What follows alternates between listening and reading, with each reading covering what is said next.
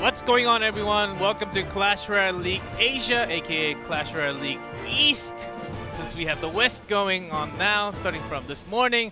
Those of you who are wondering, my name's G-Clef. I'm with the best of the best. Paper Thin, how are you doing? Great, man. I'm really excited to be here. Week 6 gets underway today, and we've got some really fun matchups, and I think a really big matchup at the end that I'm really excited for. But a lot are waiting for that matchup, especially.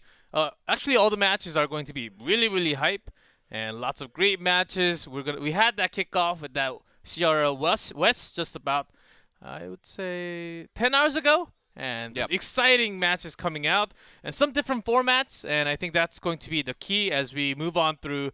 Not just us, as China's going to have that playoff. West is just starting their league now. So how it will come down by the end of the year, it will be it might be a little different, but you will find some patterns and meta difference in between the regions. Yeah, definitely. I mean, some of the rule sets are slightly different from region to region. Like, there's no bans in the West, so that makes it a little more interesting in their own way, where they're kind of able to just do whatever they want. So you're seeing a lot more tornado and 1v1s and other kind of weird, and 2v2s as well, of course. And so there's some weird stuff that you see a lot more in that region versus here. But here we have bans, and that means we get a little bit more of a variety in what happens. That means, I think, a lot of the players are pushed to next level when they have the favorite cards. Oftentimes they cannot play that favorite card, and we'll see. I think we're likely to see those bans coming out later on, as we have this many matches already from Group A and Group B. I think we are going to go towards that conclusion of the season soon enough, and then find out who the teams are going to be going to that playoff. Yeah, Game With in a very, very strong lead here, 7-1. Bren Esports is nipping at their heels, and they have a very, very big match here against Chaos Theory today. And that's going to be a lot of fun. Chaos Theory, of course, the #1 team on Group B. So big moment for both Chaos Theory and Bren Esports, because Chaos Theory got a little bit of help on Sunday when Ponos was defeated. And now they have a chance to really solidify themselves as the top team in Group B. That's also the match that I'm really having my eyes on. Bren Esports, Chaos Theory. Bren stronger in 2v2. Chaos Theory with Bender with stronger in 1v1, I would say. So that's going to be the real fight in between. But of course, we're going to kick it off with Talon versus OGN ENTUS. 2 exciting teams, only 4 having in the roster. Seems like Master Hong is in it this time. Don't see The Rock today. Yeah, okay, so SB, Master Hong, Jacques, and probably Yugi Art then if The Rock isn't up there. So that means, well, we'll see exactly what they want to do. We've seen SB bounce around between 2v2 and 1v1. Yugi Art, sometimes they put him in 1v1 or he's there for the King of the Hill. Yeah, usually when The Rock is not here, because he's paired up with SB as a duo, basically all the time for Talon. I think SB has a higher chance of moving on to that 1v1. Oh, they are excited. They're ready. It is Thursday night here, live in Seoul, South Korea. Yugi Art got a haircut. Looks good. He did? I can't tell. It looks a little nicer. Maybe he just did it up a little bit different this time. I don't know. Looks a little bit nicer. All right, here we go. Victor, TNT, Thunder, Dandelion, 1 crown. It's been kind of an up and down season for OGN. Oh, yes. It's been, at times they've looked good, at times they have not. And TNT has been a very strong, 1v1 player for them. In King of the Hill, he's played really well as well. He's 4-2 in his King of the Hill games. But overall, he's looked pretty decent for them. And we'll see what kind of order they want to go for today. Doing a little dance there. And lots of the times, TNT has been sort of feeling the power in that 2v2 role, along with his teammate. I believe Thunder, yes. But after he moved on to 1v1, TNT was having a better showing, only actually playing 1v1 set 2 twice for TNT, and then he switched out to 2v2 basically. And now here we have TNT back in 1v1 action along with SP. So you can kind of see a lot of these patterns coming out from the rosters from both of the teams. Shiake Master Hong banning out the Miner for that 2v2. OGN Entus Thunder, 1 crown. Of course, ban that Tornado. You cannot have that Tornado in 2v2. No, we never seem to get it very much. The Dark Prince, kind of an interesting ban here. That card has gotten a lot of love since its recent buff, so we've seen that a lot. And of course, the Baby Dragon, just an all-around very, very strong card to have in your decks. And so this is going to be interesting. SP versus TNT. SP, you know, in his 1v1, he's 1-1 in his sets. He lost to KK 1v2. He beat Hane x Hane from Detonation. And he hasn't done very well in King of the Hills. He's got 2 wins and 5 losses. So kind of looking for SP to maybe turn it around just a little bit here. And of course, talking about 2v2, okay, Shiake and Master Hong. For 2v2, and a lot of the decks that we have been seeing, especially from just this morning from the West, or the Royal Giant, and some even Giant Skeleton Royal Giant. We've been seeing that a lot in pair, and some more golems being popped out here and there. And in the middle, Giant Double Prince. So it hasn't really changed too much, but in that middle, Graveyard 3 is actually getting a really decent win rate along all that, because Giant or Golem, the Princes, they're pushing a lot, but they can't really go back to where their own tower is. And then surprise, Graveyard plus 3s. Yeah, we saw that with Kicks last week. They played that in their 2v2 matchup. Ended up not being able to make it work. We have seen some like Giant Skeleton P.E.K.K.A stuff occasionally, and a lot of Giant Skeleton here in Asia. We'll see if that trend continues, or if they're going to pick up from watching the Western teams and maybe kind of switch back over to the more kind of normal like meta of 2v2 that we saw at the beginning of the season. It's going to be interesting how now we have CRL West going on at the same time. Maybe we'll have some copies or the follow in meta or lead in meta. But with that music, I think we're ready for that 2v2. Talon versus OGN Entus, set 1, game number 1. OGN Entus on top in red. Talon, the bottom in blue. Miner ban, Tornado ban. Easy. Yeah, it's going to be a pretty standard 2v2 for the most part, except we're not going to see a ton of Miner. That's usually what we see is a bunch of Miner play, especially when Tornado's banned. Yeah, because when Tornadoes are banned, Lava and Lava Pups, they do get a lot more power. They go slightly above in tier because of Tornado ban. And with that pair, with that Lava Hound, we see a lot of Miners. Just Lava Hound just used as the one to draw out the Inferno Tower, and then it's actually the Miner doing most of the damage along with Poison. But that's sort of banned here. Yeah, it basically is. So, I mean, you can still do Lava Hound, but you probably are going to use the Balloon variant if you're going to go for it. And this is a Dark Prince here, and there's a Hog Rider and a Lumberjack right away out the gate here for OGN Entus, and that Hog Rider. Yeah, especially from OGN, they are using a lot of Hog Riders there, 2v2. Lots of quick recycles with Hog. But we've seen some counters with that Ram Rider too, but not really coming out this time. Giant Skeleton on a defense mode, already being burnt. Yep. No answer there for that Inferno Tower that time around for Talon. So it does end up taking the Giant down, and the Prince goes down as well because of the death damage of that Giant Skeleton. So far, neither team's doing significant damage to each other. Just a little bit. Yeah, a little change that they bring the Hog Rider with that Giant Skeleton. I don't think they have seen OGN Entus really bringing this kind of pair for this 2v2. So far, Hog not really connecting too many shots. Doesn't really have the Ice Golem or something to push with together so that the Hog Rider can actually get to the tower a little easier. Ooh, that Barb Barrel is just a little late, so that Baby Dragon locked onto the top right tower here, but there's a big push on the left as well, but that mostly gets shut down there by that Inferno Tower. Yeah, Barb Barrel does pop out from the barrel, sometimes just slightly too late. It takes a little while. And the Baby Dragon, or something like the Flying Machine, there are some moments, especially the air units, connecting directly to that Princess Tower. Little unfortunate, but still, has 1640 to go. All right, switching sides over onto the right this time is Talon.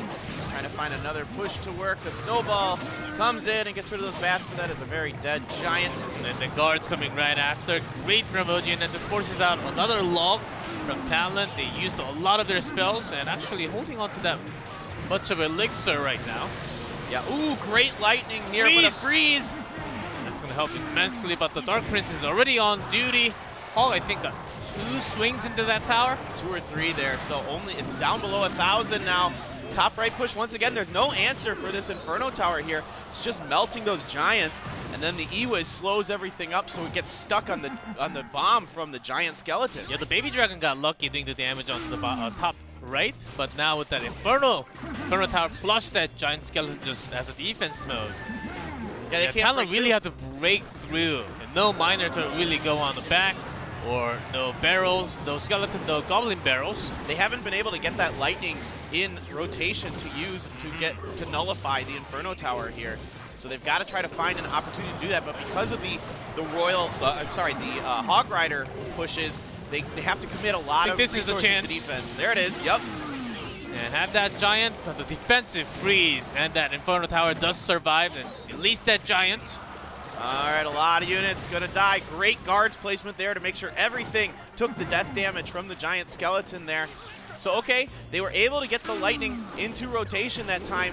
Now OGN Entus needs to find a way to keep pressure on. They've got to keep that Hog Rider cycle going, but now they've got to mount a large defense. Yeah, overtime, sudden death, 150 left, except for having that tornado would help a lot, but this giant is already on. It was on Baby Dragon before that, so Inferno Tower does go down, but no follow-up units. Already gone with the bats. All right, here we go. Here's the Hog Rider push, having to use log defensively. A freeze here as well, though. Defensive freeze from Talon, too. They were holding on to their own freeze. Oh my gosh, what a moment there. All right, let's see if they can get this one going, but they're pretty low on elixir here. Is Talon, where's the Inferno Tower for OGN? No elixir for it, no elixir for it, so the giant pushes through. Just one punch, I believe, was stunned right after, so still 898 to go. Really close between the two teams. Yeah, this E-Wiz doing great work here for OGN Entus, doing a double job of stopping the charge of the princes and keeping units in the death damage range of the giant skeleton. So really nice placement with that, and a lot of units coming down. All right, with that poison, the Hawk goes straight into the tower, and with the next spell cycle, I think that should just do it for OGN Entus. Yeah, OGN Entus just needs to get to the proper amount of elixir, and they'll be able to take down that tower. The freeze here. Offensive freeze from Talon this time, trying to get that Inferno Tower, but not going to be enough with that many bats on the giant. Yeah, ooh, an earthquake will do it along with the zap. So OGN taking the first game. You know, I was actually going to say before this match that Thunder and One Crown have played 2v2 sets together and hadn't won a set yet. And I was feeling they're just maybe going to do it. We'll see. But I was thinking, well, you know, I think these players are just too good that you hold them down. It was both 1 win, 2 losses. Still, there were some, I remember there were some really minor mistakes in between. Yes. Not really catching the perfect spell usage. But this time they made it so much better with that Hog, especially with that freeze being used so much more time. Is when that tornado is banned, sort of how you sync with that tornado giant skeleton with that death bomb. If you freeze it nearby that death bomb, it's sort of like tornado getting everything together in that radius, and then having everything take that explosion damage. Right, it's interesting when you have freeze and a couple E-Wizes, because then you can really just lock everything up and buy yourself the time you need to mount a defense or put units in the right kind of places. Yeah, I think that's true. It's a freeze is kind of like a weird, defensive freeze. Yeah. It can be defensive. It's like freeze, a half tornado. It can kind of work as a tornado. Yeah. It's just some damage, not much, but it buys a lot of time. And when you're looking for those like Ram Rider or Hog Rider, anything that goes straight into the tower, offensive freeze when you have the cycle, when you have that much room to actually work on. So freeze really being a key factor into this 2v2. All right, well, we are ready for the second game of this 2v2 set between Talon and OGN Entus. Another thing that I think was actually a little difficult for Talon to deal with was the crazy number of bats. Like, Yes. they only had a snowball and a zap, but they just never seemed to be available. There were a lot more units to get. OGN also had guards, and Talon did have log and few more spells. But sometimes it was really rough. Like, there were like 10 bats. Like, deleting that giant, I think they could have been doing more damage than the Inferno Tower sometimes. Those bats can actually do a lot of damage. It's insane if you let them. Yep, and now there's some bats here from Talon. And a log here just to cycle. Get that little chip damage going. Similar type of deck coming out from OGN ENTUS so far. Guards, bats, zap. And now Jake and Master Hong bringing out something a little similar of their to what OGN was doing last round as well. So they've got guards here this game. No real big threats. I don't think this is the one. Ooh. A lot of the same cards. Here we go. Hogs again. And Giant Skeleton on the left instead. Cannon in defense. Okay, a cannon comes down. A Lumberjack here. Almost dies to the enemy Lumberjack, but just survives. Does Talon's Lumberjack. He's going to die over there, though. Now we've got the Royal Giant. But the Inferno Tower here is locked on to the Giant Skeleton, not the Royal Giant. So this Royal Giant, very, very healthy and going to start getting a few shots. Yeah, brings down that Inferno Tower directly. And sometimes the Giant Skeleton, when they mesh each other, they do push that Royal Giant. This time it didn't really happen. And the offensive with that Rage and the freeze comes down. Hog is free to do damage. Oh no, Talon didn't have much available left to defend. Great timing on that freeze by OGN ENTUS, catching Talon in a very weak position with not much elixir to utilize. Yep. Also, Mini P.E.K.K.A. really great against Hog Rider too. And the Giant Skeleton as well. One single target against guards. I'm pretty weak, but if you have those big ones to chop off, not a bad idea. All right, so this bridge is getting pretty blocked up here, but the Royal Giant pushes ahead of the Giant Skeleton. That is not what you want. The Earthquake, too little, too late here. Good fireball to get rid of that Musketeer, though.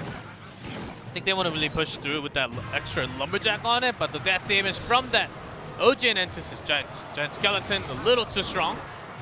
All right. Another push? Yep, this is a raged up Hog Rider with some bats. Good prediction with that Earthquake from OGN. Even before that, just at the same time as Cannon. Very, very good.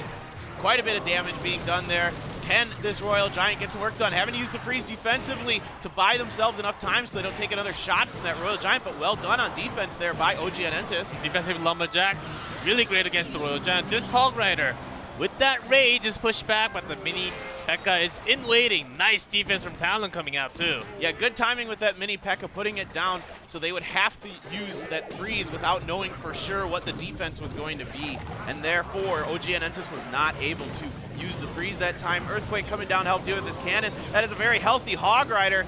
Doesn't quite get in though. Yeah, just before the Mega Minion does so much damage. Good cannon, great predictions coming out. OGN ENTUS got a perfect cycle with that Earthquake against the cannon. But even the Hog Rider not really getting through too much. All right. A better push this time. Rage is here. There's the Inferno Tower. Great weight on the Inferno. Yep. The Earthquake does come down though, so the Royal Giant just short of getting a shot thanks to those bats and the Giant Skeleton blocking the way there. Guards coming in front of this. Fireball having to be used on defense this time, as well as an Ewiz here, so that's a lot of elixir being committed. Oh, even the bats, so a little more extra elixirs used, even with the log bats, to stop that Hog from doing no damage, but 438. And OGN has been holding another card for this long of a time. Yep, it is a poison, and there we'll go. OGN, 2 O's with the Hog Rider, Giant Skeleton freeze. And that was a nice performance by them. Well done. Possibly the best 2v2 we've seen within the last 2-3 weeks coming out from OGN. The double Hog cycle with the cheaper one that we've been seeing in the last few weeks has been somewhat working, but not this cleanly. With this amount of spells, the freeze, and even the poison being held for the last chick damage into the tower, I think they had really good plan against what they had against from Talon. Yeah, and they have a lot of diversity and a lot of ways to defend that's relatively efficient, right? Yes, in the Inferno Tower, you've got to force out a spell of some kind to deal with that, whether that be a lightning or an earthquake. Seem to be the two most popular, but you're most likely going to be able to prevent the Royal Giant from getting through if you can kind of organize things correctly there. Now, there was one time that didn't happen because the Giant Skeleton managed to sneak his way in front of the Royal Giant and absorb a lot of the Inferno Tower's damage. But then you've got Bats, you've got other units. Of course, the Lumberjack quite good at defense, the E-Wiz quite good. So everything really just slowing things down into those death damages from the Giant Skeletons. It was really nice, and also there was some push with that Giant Skeleton and the Royal Giant, waiting for that Royal Giant to hit a left or the right side. And then OGN Entus would put that Inferno Tower down to have that lock onto the Royal Giant first instead of that Giant Skeleton. So those were some really great weight coming out from OGN Entus, just having the amount of practice. In the second game especially, those Earthquake on those cannons, all perfect timing. It was great just getting rid of that cannon all the time so that Hog Rider goes not straight to the tower, but as quickly as he can. Yeah, and these Bats get a ton of value here for them. Look at the spells available to take down the Bats. A Snowball. That is it. Then you got an E-Wiz and a Mega Minion, and those aren't the best for taking down Bats quickly. And the Bats have such high attack speed that they really make you pay for it if they're allowed to survive. All right, moving on to 1v1. We got SB from Talon. And this, in week 5 versus Onion, is having lots of P.E.K.K.A. Ram. Great results coming off too. Seen some Sparky action from him in King of the Hills. Yeah, some longer time ago, so not bad. And it was with that Electro Wizard band, so it was one of the weirder bands that he had to go against. And Onion, I believe he had one of the winning streak on that day too. And TNT versus Jai just a week ago. A Mega Minion band, but still having the Dark Prince Zap and P.E.K.K.A. Ram just 2-0. Win-win against Jai. That was easy. Yeah, the P.E.K.K.A. decks, whether they be P.E.K.K.A. Ram Rider or P.E.K.K.A. Battle Ram, are pretty popular these days across all the regions. They're very effective. You know, using those split pushes with either the Battle Ram or the Ram Rider forces a lot of resources that your opponent has to put into another lane, which makes them, you know, not be able to commit to, you know, a push as well because they have to use so much of it on defense. Yeah, I think that Dark Prince ban from SB might affect the deck of TNT just a little. Let's see how well prepped TNT is. On that 1v1, TNT has been showing incredible games. SB, of course, also a great player.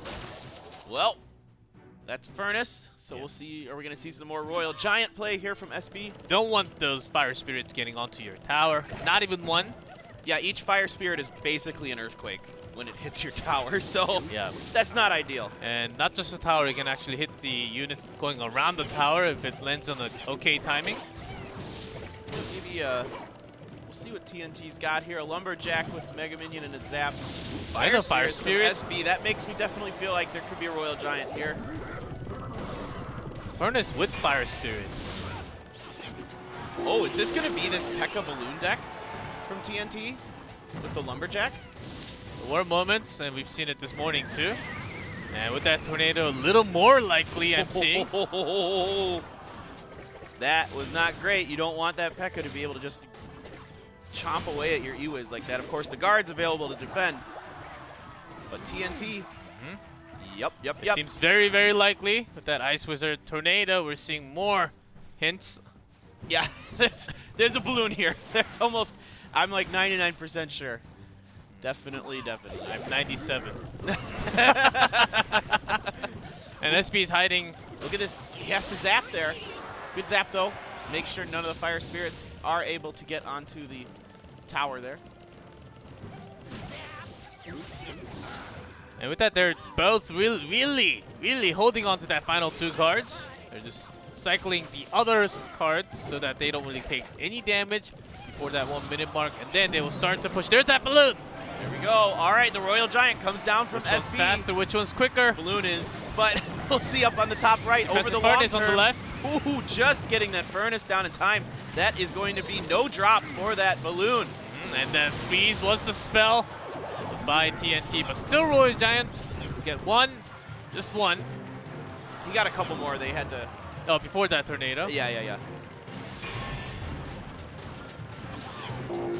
All right, the Mega Minion's just going to trade blows. Here comes the Royal Giant now. The Ice Wizard's going to slow this up a lot. And the tornado, great tornado there, perfectly placed. Yeah, with that Ice Wizard, it slows down so much, Yep. and the P.E.K.K.A. will eventually come. Yep, in fact, the Royal Giant will not get any shots off, and now you've got the Lumberjack Balloon push on the left-hand side. Furnace immediately coming down along with guards to help deal with that Lumberjack. Rage will power it up, speed it up, but still, second shot needed for that Furnace, and the Megaminion is defending really well. And the Great. P.E.K.K.A. still strong enough. The guard just before getting reach into the tower, no connect. Now it's going to be really difficult for SB. He's going to have to wait a bit to use that Royal Giant unless he wants to try to split push it on the non-P.E.K.K.A. side, because that P.E.K.K.A. just is going to make, along with the Tornado and the Ice Wiz, make short work of a Royal Giant. You don't even get a single shot in from it, and that was a nice lightning there to slow all this up. That balloon does end up going down before it reaches the tower. Ooh, that's a rage to P.E.K.K.A. Have the guard just before you hit. SB had a lot of elixirs, so he was waiting for the perfect time so that the guard survived for the longest time. P.E.K.K.A. does lock onto the Royal Giant though, just one shot off. Just one shot. I wasn't sure if he was going to feel like he needed the tornado there or not, but not really with that much damage being done to the Royal Giant. E-Wiz coming down, but the beams don't split the first time, so now he's forced to use a Barbarian Barrel as well to defend against this P.E.K.K.A. It's still double all that Princess Tower from SB's side, really strong. But P.E.K.K.A. almost having that swing, only saw the animation for it. So SB has a good feel for the defensive timings here. He knows when and where to place that Furnace and the Mega Minion to make sure the Lumberjack balloon combo is stopped, so the balloon only gets the death damage. Exactly, that's at least what he's going for, but SB is holding on to that Furnace every single time when that Lumberjack balloon push is coming. And against the P.E.K.K.A. or the Lumberjack guards are the main problems for TNT to break through right now. Great Fire Spirits there. Really nuking down that P.E.K.K.A. and that Lumberjack, and not allowing that P.E.K.K.A. to utilize that rage really at all there. Yeah, even with that Furnace, he has the Fire Spirits. But just in case, I think SB was really thinking about Barbarians coming out from the other side and wanted that extra Fire Spirits in it.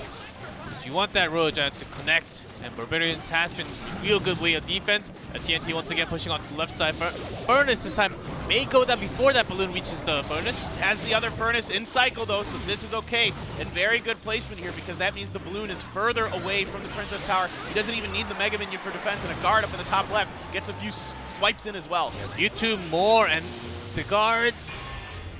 Lecture Wizard, couple more! 449.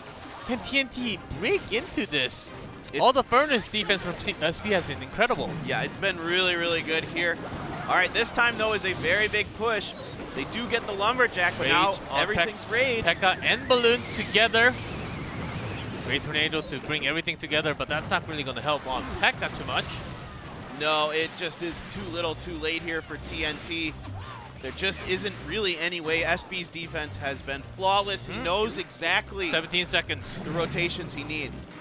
All right, there's the Furnace. Been holding on to that Lightning. I think with that last bit of defense, there's that freeze once again. Furnace is gone. 7 seconds, but the balloon goes down, and I think that's it. SB takes the game. SB playing some incredible defense there. Really great utilization of the Furnace, the guards, and the Mega Minion to basically prevent anything from getting through. The balloon, the P.E.K.K.A., the Lumberjack, it didn't matter. None of it had a way to get through, even with freeze. Yep. One of the surprising ones that you see, not too many on Grand Challenge, but did see from CRL West, even from China. Not too many times, very few times in fact, what TNT has brought. P.E.K.K.A. with Lumberjack, there's gotta be something crazy. Yeah, Balloon, Ice Wizard Tornado, that's the combo. And if you want to land the Balloon with that Rage, sometimes the Rage is not enough, so you do have that freeze. But if that never connects, that's a big problem. Yeah, the cool part about this for the defense for SB is he's not having to be forced to utilize the E-Wiz on the Balloon, and then it allows him to use it on the P.E.K.K.A. to really slow up that P.E.K.K.A., which is really important to do with the bigger units. You need to buy as much time as you can to keep them either taking damage from the Princess Tower or whatever units are around them. And using it with the Balloon isn't as effective because the Balloon doesn't have as much health. Oh yes, exactly. And when he was in danger with that Rage, speed boost was incredible on that Balloon. Defensive Lightnings were also really good key. It's better to, of course, you want to do some extra damage onto the as a offensive Lightning into your opponent's side, but you got to defend your own first. the balloon with that rage will not just drop one shot, maybe the second shot. If that connects, you are in big trouble. So I think SB made really good transitions of offense and defense with that lightning. And he has really good value. He gets really good value out of that lightning using it defensively because the lumberjack, the balloon, and usually it's P.E.K.K.A there as well, are pretty effective targets for that, especially the balloon and the lumberjack. Oh yeah, certainly. I think you're right on the money there. TNT, with that switch, I think he was really looking for that win in game 1 with that deck, even having a freeze. Balloon, you're basically going all in, saying, okay, I may catch the opponent by surprise by having this. It's not the most common one. We've been just seeing not too many of these types of decks. The SP is totally ready with that furnace. The rotation was really nice. TNT lost already. Is he going to go back to his P.E.K.K.A Rem deck? The Dark Prince is banned out. I think that's the key here. Yeah, it really begs the question because we've seen the Dark Prince with the P.E.K.K.A decks a lot recently. So does he feel comfortable going that, or is he going to maybe switch it up, maybe try a the other way cycle deck? Yeah, and you can try the other way instead of the Dark Prince, just having a Prince with Mega Knight. Yeah. That has been the pair with the other side. When Dark Prince is banned, go with that. When Prince is banned, go with Dark Prince and P.E.K.K.A. Right. Maybe like the minor Prince cycle deck might be kind of good here, I think. And those are some archers, so we'll see. Hog down for TNT. Rascal's immediately coming down. So we might be seeing a mortar deck here from SB, possibly. But there were a few more, like the balloons, even with this. Yes, that's true. And then Royal Hogs. So SB's going to change this up a little bit. But Inferno Tower really great against those Hogs.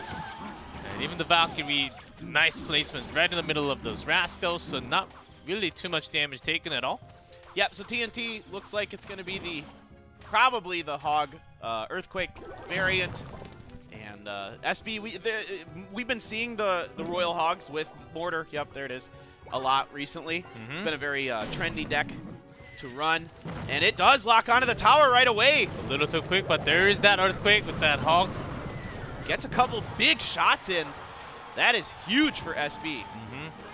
And even the Barb getting one more damage in that top right. Let's see, now TNT and both SB has a really good idea. Motor may have to be placed towards the center.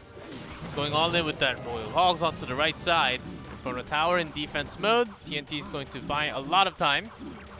Yep, the bats as well here on getting both the Archer and the Royal Hog, so they're not able to do any tower damage. So good defense there.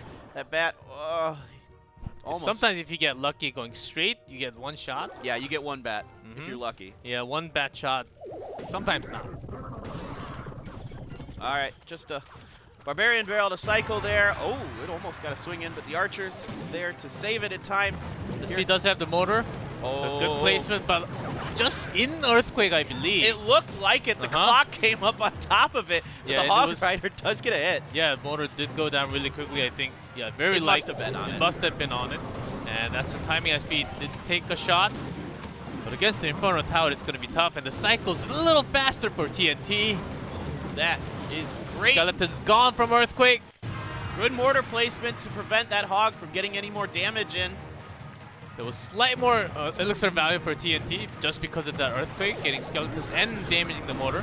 Yeah, Valkyrie and Barb Barrel make very quick work of Royal Hogs. They get a few swipes in, but that isn't much. Great Earthquake placement once again.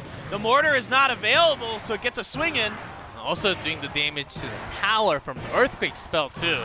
Yeah, we keep on forgetting about that sometimes, but it does go in. It chips into 464.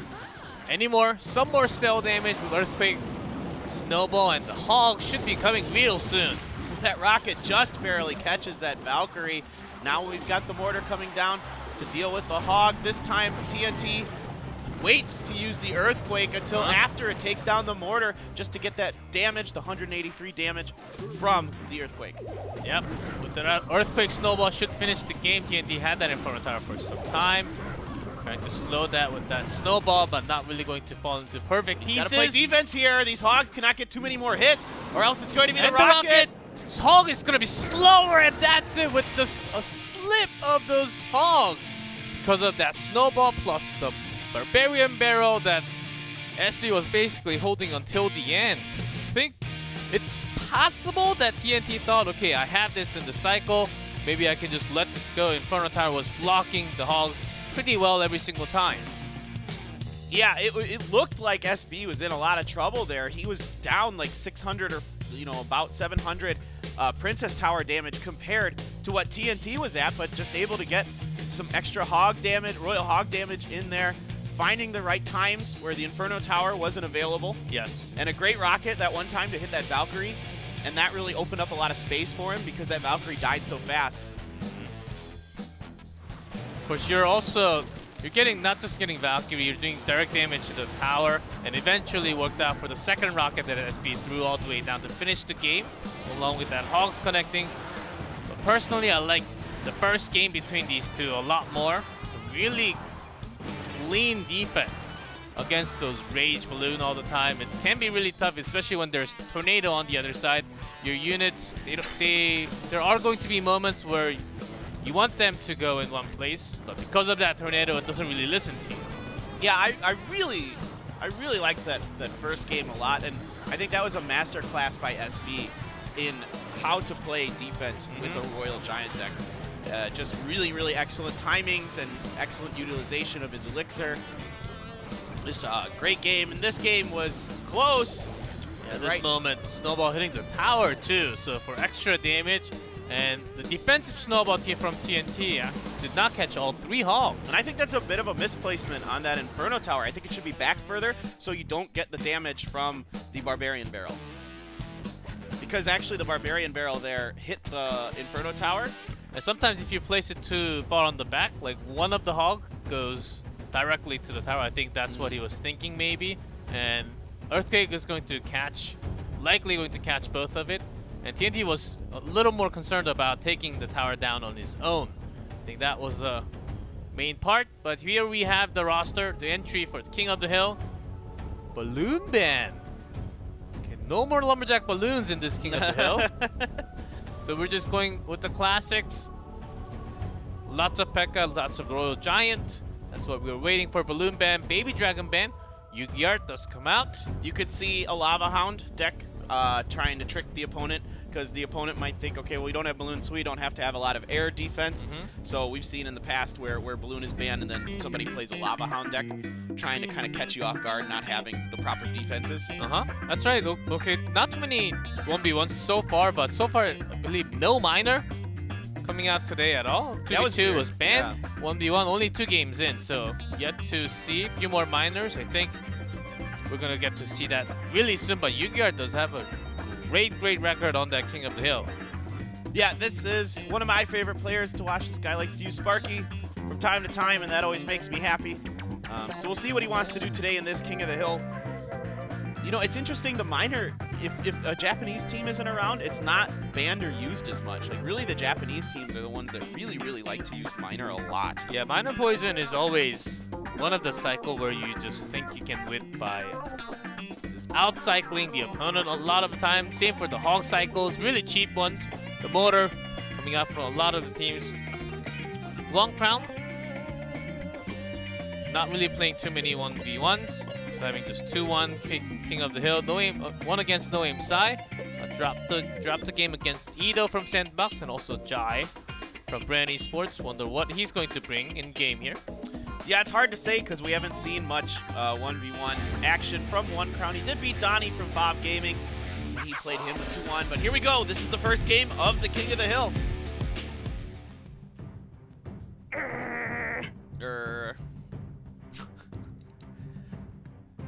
Okay. We'll see what Yu-Gi Art wants to do here. He takes his hands off the device, so clearly he's content. Okay, he wants to put the bandit down. And the bad boy, bad girls. Musketeer. Very popular card, especially without the Baby Dragon. It's like you've talked about before, that's often a fill-in for the Baby Dragon in a deck when you don't have the. It's one of the easier ones to just go in with the fill. It's not as tanky as the Baby Dragon, but certainly does the amount of damage. There's that Miner.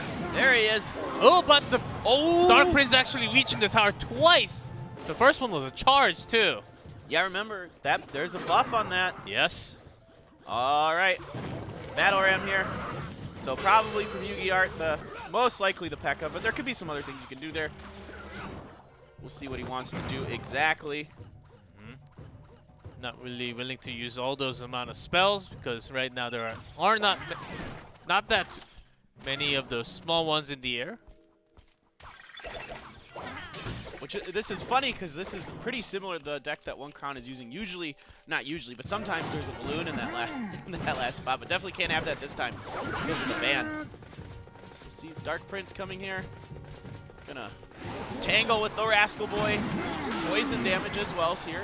So Yu-Gi-Art getting a lot of value out of his poisons right now in terms of offensive damage. Now One Crown answers with a minor, and Yu-Gi-Art just a little off with the minion placement, but not bad. There are some log baits, but not with this one. Coming out from One Crown is really considering about the final one. Right. There's that P.E.K.K.A from Yu-Gi-Art, so nothing too crazy from him about what we expected out of that. Cycling the log is One Crown. The minor coming in here. The Dark Prince is placed way at the back, so he will eventually get there with the charge and limit some of that minor damage. But yeah, but still good, very good amount of damage coming out from that minor. And One Crown is just rotating in for. Does have Inferno Tower, but this. Oh, but those minions on the top get some swipes in. And that Musketeer might get a few hits in here. It does lock onto the tower. A lot of damage. Wow.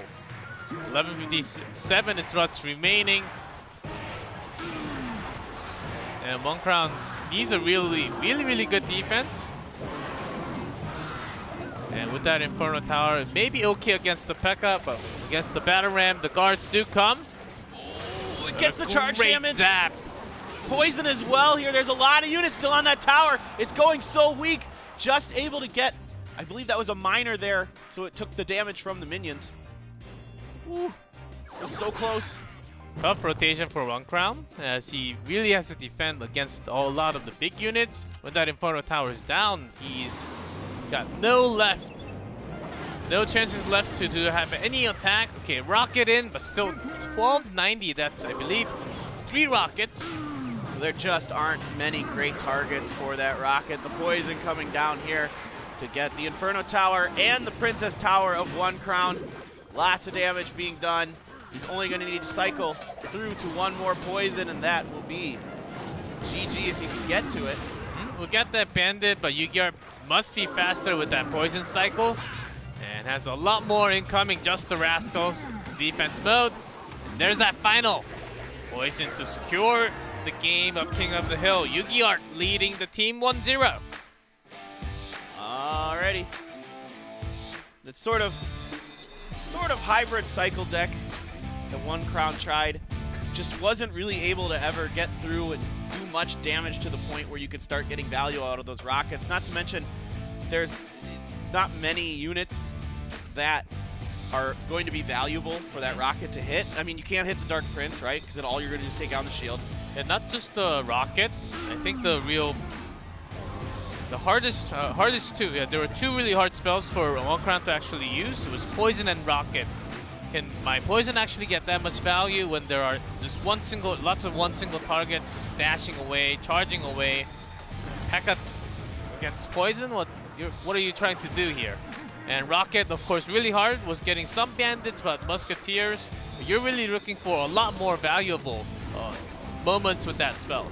Yeah, definitely. I mean, the Musketeer is not bad to have a rocket against, but it's still not super valuable to use it there. I mean, obviously, like, I don't think it's a bad idea to bring a deck that has a rocket in it against Yu-Gi-Oh, because he does like to play Sparky, and rocket is a great counter to Sparky. But yeah, it just unfortunately for him that time, there just wasn't the right opportunities to use it that you could get good value out of it. Yep. Good read, and TNT is up for that as a second player from OGN ENTUS. It's not that Yu-Gi-Oh has been perfect, but he is the one that brought out some unique decks. You mentioned Sparky, some other ones that doesn't really belong to the meta, and that really started from last year. So this player does have some history, but TNT is here to stop it. so far from SB02. Not really having the best. I think TNT really shows his moment, especially not when he's trying something new, but when he goes on that, like the classic traditional decks of the Royal Giant, the Batarang, P.E.K.K.A. Batarang push, the deck you see on Ladder, Grand Challenge the most amount of times. And TNT can actually make something else happen with those kind of decks. Yeah, he's got a lot of those types of decks in his wheelhouse. He's a very standard player for the most part. He won't try crazy stuff like we see out of some of the other teams and some of the other players, especially this Talon team. They like to play some unique stuff, which makes them a lot of fun to watch. Ready for that game 2 of King of the Hill, Yu-Gi-Oh! In blue bottom, TNT on top in red. Someone's got that Prince Strap challenge done. Yeah, he's got that one all set. And we'll see just some skeletons to cycle for TNT and the Hog Rider here as well. Flying Machine coming down for Yu-Gi-Oh! Having used that giant snowball as well to back that Hog Rider off. Just one hit. We've seen a lot of lava Flying Machine with a few more clone being used. Yeah, and it is Yu-Gi-Oh! That we're talking about. This is all true. Let's just hold on to it. Okay, we're getting one step closer. Oh, baby, do it. Do it for us, Yu-Gi-Oh! TNT's got to sniff something. Something's not right. And TNT's got to have that giant snowball against those pubs, against those clones. And the Electro Dragon. Great rocket there. Yeah, he needs to have that Inferno on it. Doesn't want that many stuns from coming out from that dragon. Really good timing on that rocket. I mean, that was as soon as that Electric Dragon was dropped, it was just rocket. Great value for that. Yeah, if you caught some others, the moment you see Expo, something like those, you just throw a rocket. Of course, Expo does survive, but you're doing enough damage so that it doesn't really get too much value. Right. And the Skeleton Army down here for Yu-Gi-Oh! This is a pretty interesting little deck he's bringing here. I really smell the clone. Yeah. Skeleton Army is basically for, okay, use another spell on my Skeleton Army so I can clone my lava so that you don't really have like a giant snowball or a zap or anything that's going to delete all my cloned units. Yeah, with a Lumberjack there as well, we're definitely feeling it. But we'll see. And this time, no rocket for the Electro Dragon just yet. Didn't really feel like he has the right opportunity to use it. Now he's trying to get those skeletons in with the Skeleton Army. There's the snowball bait. Now, but he has to do a lot of defense because of this Hog Rider push on the right. And Yugi's lava is not set for his own attack, and it will take a very long time. So snowball should be back at the cycle. TNT's got to really, if you just hold on to the rocket, his cycle should be super fast. With that Ice Golem just taking some shots. Hog Rider reaches the tower with basically 100 HP. Just able to get a swipe in there. The second one could not quite come through. Bats here. This could be a moment. Yes, there's the clone. Okay, Snowball does come down. So that will eliminate the clone. But he will get those pups through just barely getting some damage. But too many archers, even though TNT didn't really have that giant snowball as defense mode. 4 archers against those pubs might be enough, and great rocket to respond, eliminating that Lumberjack. No rage. Yep, okay. Getting a little bit more aggressive here. He has to use the clone again, trying to make this push happen this time. That Inferno Tower still very, very healthy. A lot of pups coming out. The E-Dragon's not really able to do much because these archers, it takes so many shots from the E-Dragon to take them down. They can just sit there and fire away anyway. And another great snowball, but the Skeleton Army does come down, but a few more shots connecting from that Hog Rider, and that rocket will seal the game. TNT coming in hot with that Hog Cycle. Good game here for TNT to bounce back after losing the 1v1 set to SB. Really needed that. We had an attempt at the lava clone. Just wasn't quite able to get it going. The snowballs were ready. The archers were ready. Yeah, even with that Skarmy, it was a little too fishy. I mean, it's got a smell. It's got a smell of that clone from the Lava Hound with lots of pubs. Yeah, the bats as well make it really cheesy. There's a distinct aroma coming from this when that comes down. I wonder what that is. It's like Limburger cheese, man. Just know it's coming. Have you ever had Limburger Lots cheese? of, yeah, of course. Really? Not my favorite. It's pretty strange, isn't it? Smells. Yeah. And And the taste gross. isn't horrible, but because of the smell and it, like, Yeah. if it gets in your mouth, it's really weird. Well, with that final rocket, and right before that, eliminating the lumberjack, and right after the moment, SB really wanted to use that rage to push it a little further. He knew that with the next rocket, it was over. Well, rematch of the 1v1 set. SB versus TNT. SB had his number the first time around. Will he be able to do it again? I don't know. I don't know if you can take 3 games in one day off of TNT. That's so hard to do. SB's a great player. A very smart player. He plays very solidly. He's always in it in his games. Like he's really interesting to talk to also because he has a lot of ideas. Like sometimes he'll just be like, I'll be like, wow, great pick on that deck. Why did you think that? He's like, well, I knew they were gonna run this other deck. Like I just saw them playing it a bunch online, and you know, he's just like, I'm just gonna go for it and assume that you're gonna try, you know. Yeah, when you go up against the team, you really do your studies, especially for the decks that they have been running on the Ladder Grand Challenge for the last few days. You can just look it up easily, and then you can kind of tell what they have been practicing a lot. You can also choose your ban card from that, and then after that moment, you go on 4th. Actually, interesting timeout called by Talon here. Yeah, I think that's probably the right time to call and make sure you're ready for SB because you don't want TNT to win here and get a lot of confidence going into that last game against Master Hong. Just sweeping you 3-0 there. We'll see. I'm curious to see what SB wants to do. He can pretty much he's a really versatile player. He plays a lot. He plays everything. I mean, he plays 2v2, he plays 1v1s, he plays Kings of the Hill. And in all those, he plays all kinds of different decks. Plays 3v3s, 4v4s. We can have a list of things that he does, but TNT, we saw him so much stronger, having a lot more confident. We saw the reactions from those rockets, feeling so much better when he went to those quick cycle, the one he played so many more compared to the other ones he was trying at the set number 2 today. Yeah, I think with the cycles, they're a little more in his wheelhouse, and he seems a little more comfortable with them.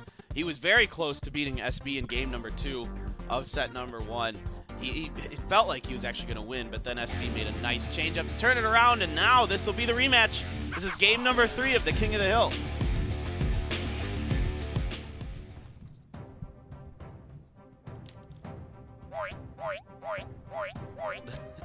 That's one of my favorite emotes. I like that one, the knight. Ahoy. Well, we get to wait now for double elixir time. Oh, okay. Snowball, the cycle here from SB. He wants to see if we can shake things up a little bit and get him going. And the Mega Knight, or the Mega Minion. Mega Knight already? No. Of They course, both there's have Mega. There it is. Sparky. There it is. Alrighty dighty, this is going to take this Lumberjack down before he gets a hit. P.E.K.K.A. for TNT. So that means TNT's got to feel comfortable that he has something behind this to... Oftentimes a better ram. And against the Sparky decks, when Sparky is set off to one side, you can just have the ram and the other set up onto the other lane because Sparky is really slow, usually being set up all the way from the back of King Tower. Uh-oh. This is now not so great for TNT. That Sparky is going to do some serious damage. The lightning and the Mega Man. Yep. But that's a lot of elixir had to be spent there, and he still ends up getting the Ice Whiz. And you could see there on the top right, while that was going on, there's some damage done there. Yeah, Bar Barrel just went straight in. And TNT's got Royal Giant with the P.E.K.K.A. Whoa! Some surprise coming out. Hunter, really nice, but Royal Giant with that rage will get a lot more shots. Eeh. A lot of damage, but now you've got this guard in front of this. Sparky probably gonna zap here. Yep. Slows down so that Princess Tower can actually great special away! Oh my god.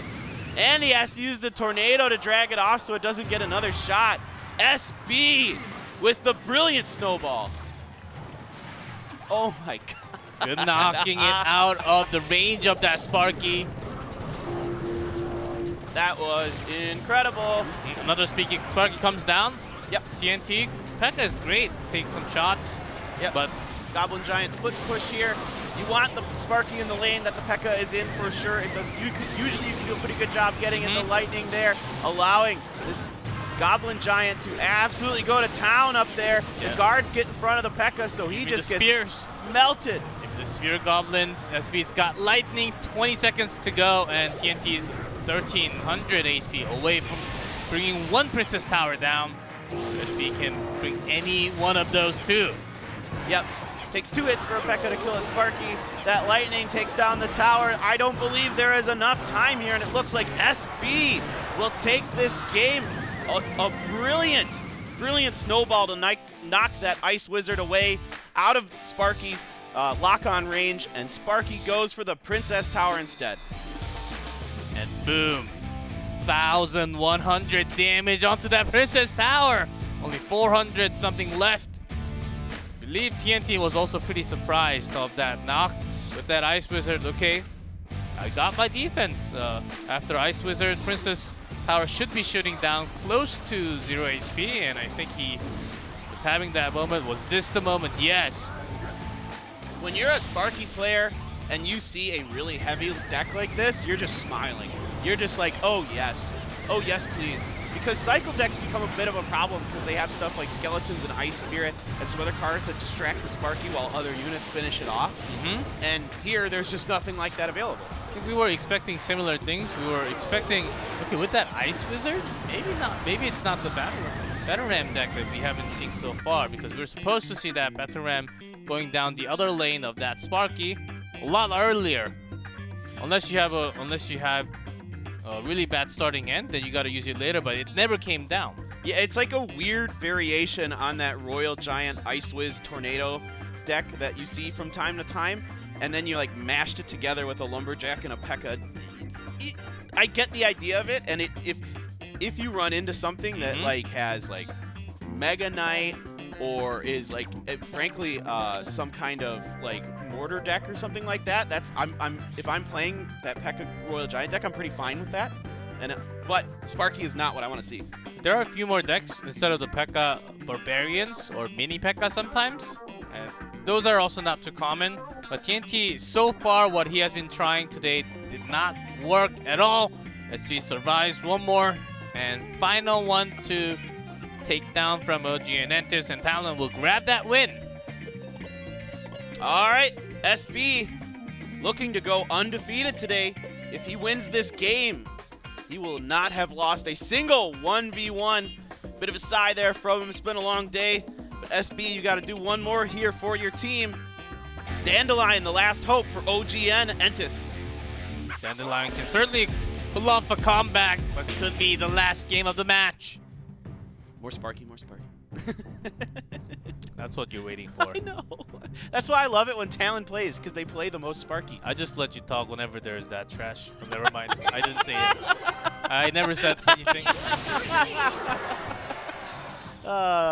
It's okay. I know it's a trash can. I'm aware. Hurts her feelings. Okay? There's that hog. Do we know exactly what kind of creature is inside of Sparky? Like, is it like a goblin, or is it... We know it's a her. It's a machine. There's no creature controlling it? I do not know. Okay. And we also do not know what's inside of that P.E.K.K.A helmet.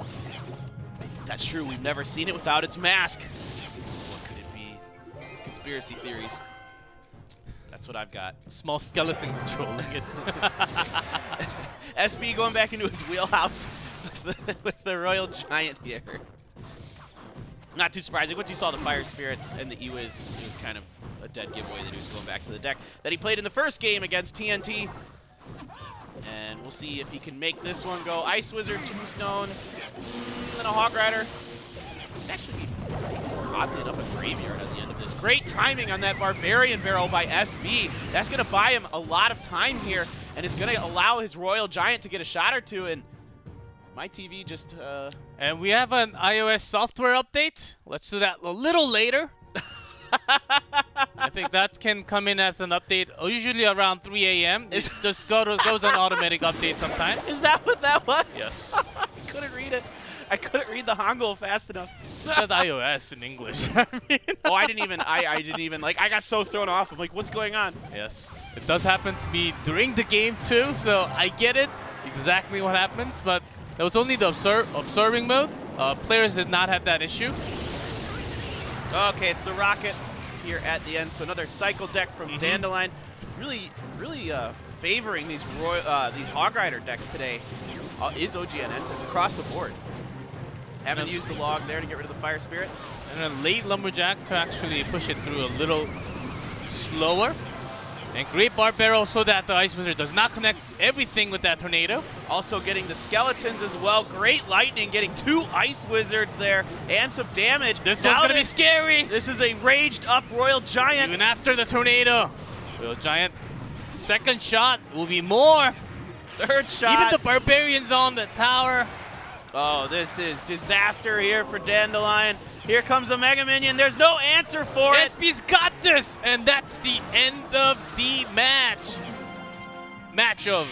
Didn't drop a single game today. SB with a perfect day for him. 4-0. He blew us a kiss. Thank you for showing us some amazing games. I am in love with this player. Great stuff from him today, putting the team on his back. My goodness. I mean, what a day. Yeah. And great changing. Had 4 different decks. Yeah. Been playing all the time and really showing off what he can do. He's really becoming the 1v1 player for the team. Talon has been having trouble for 2v2 and 1v1 altogether oftentimes. But this is a big boost for them, having SB as a dedicated player. I think that can certainly work in the later weeks too. Yeah, and the flexibility that he brings to this team is really, really incredible. His ability to play many different kinds of decks. You know, today we saw Royal Giant, a Mortar Royal Hogs deck, Sparky, and also he plays 2v2s a lot for them and does fairly well in those. He doesn't have the best record, but he's pretty good. Yes. And so he can go anywhere you need him. Yeah, Talon took some time. I think they're really showing their color, and not a single color. It's like a rainbow for me, how I feel.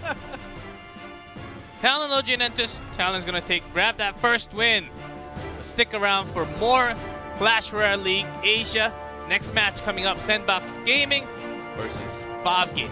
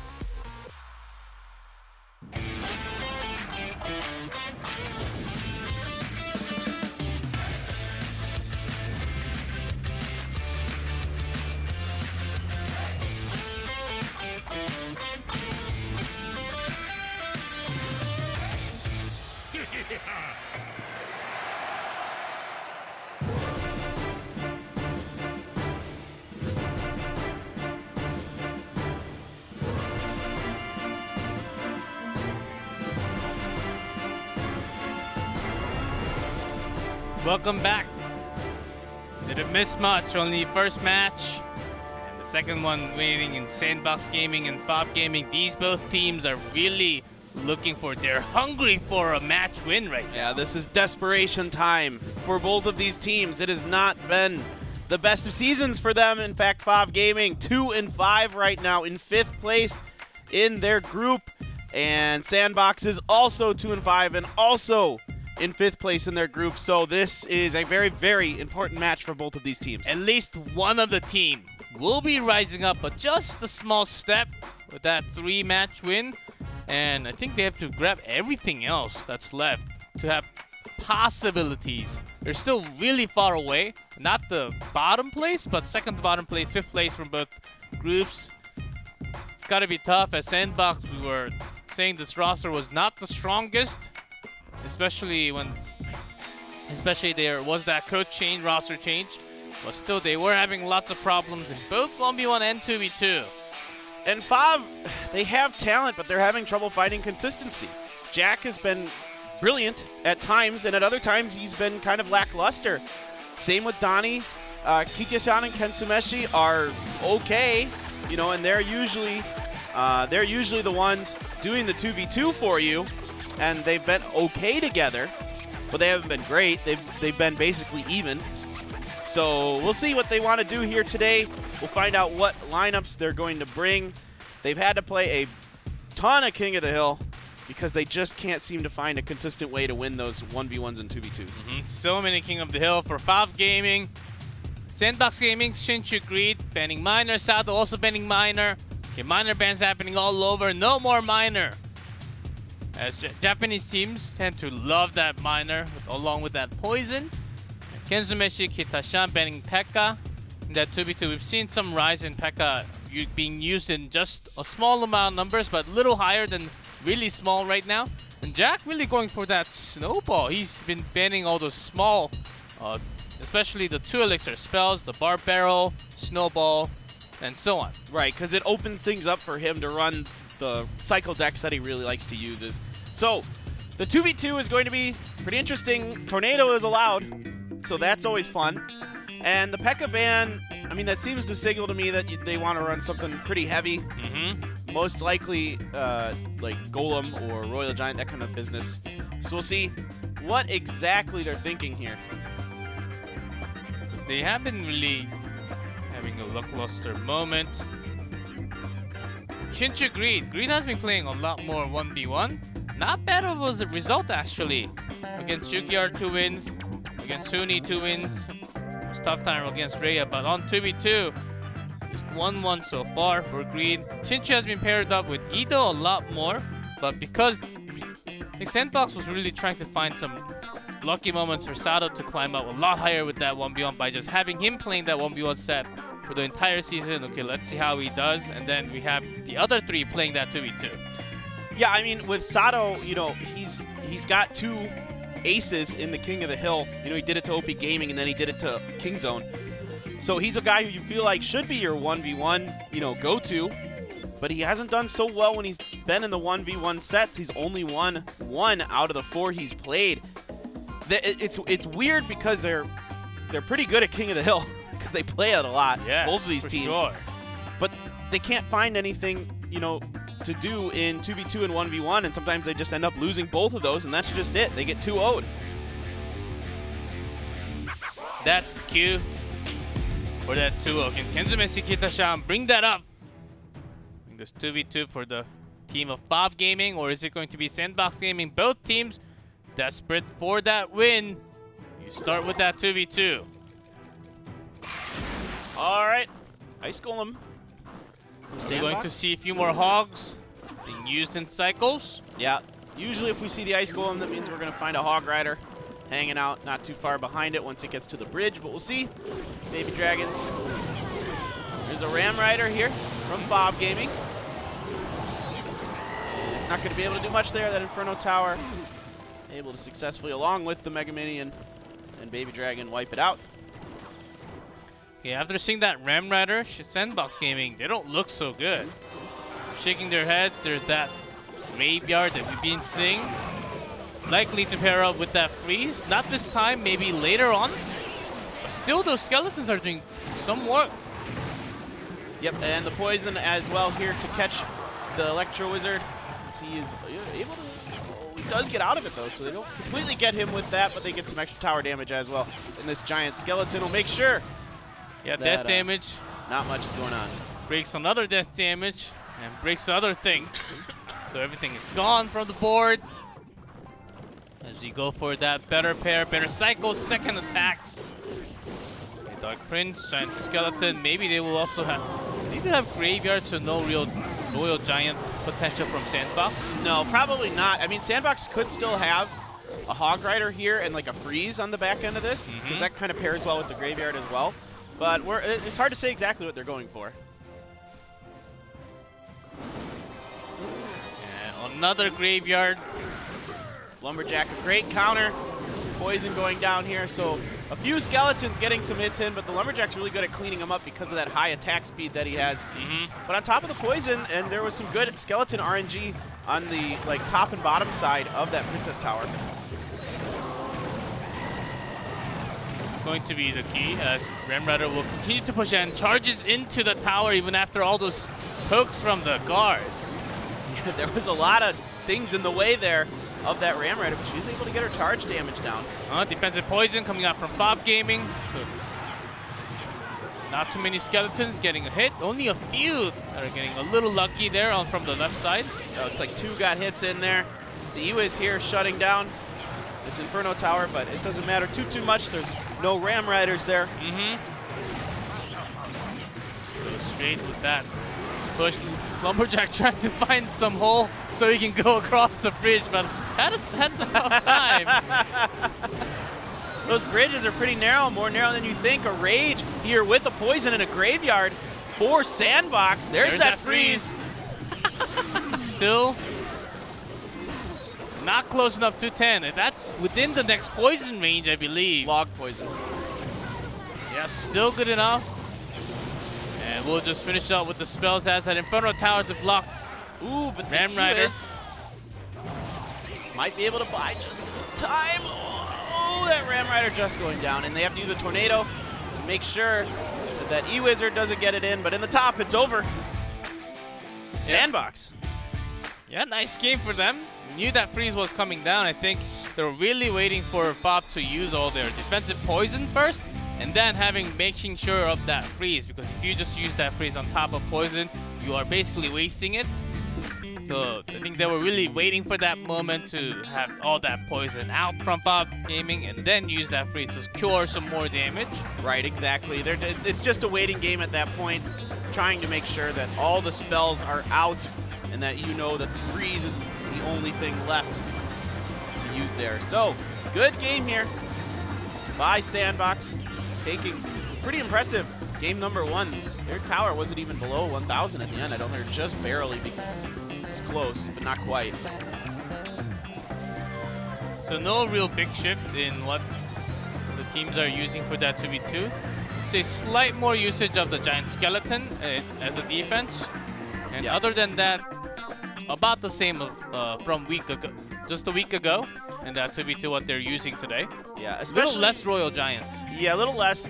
I think part of that is having Tornado available, because Tornado is pretty good at denying the Royal Giant. And also you can combo it with the Giant Skeletons with their death damage to drag units onto the death damage bomb with Tornado. So I think when Tornado is available, it makes Giant Skeleton even more likely, and it makes it harder for Royal Giant. I think you're right. Exactly what you're talking about. I think it's going to continue the pattern of both teams. Ready for that 2v2 again. Sandbox may just grab this one and run away. I guess now that I think about it, it's hard for Hog Rider because Tornado's available, but if you have freeze, I think yeah. Even though Tornado can pull it, freeze can grab the King Tower at the same time.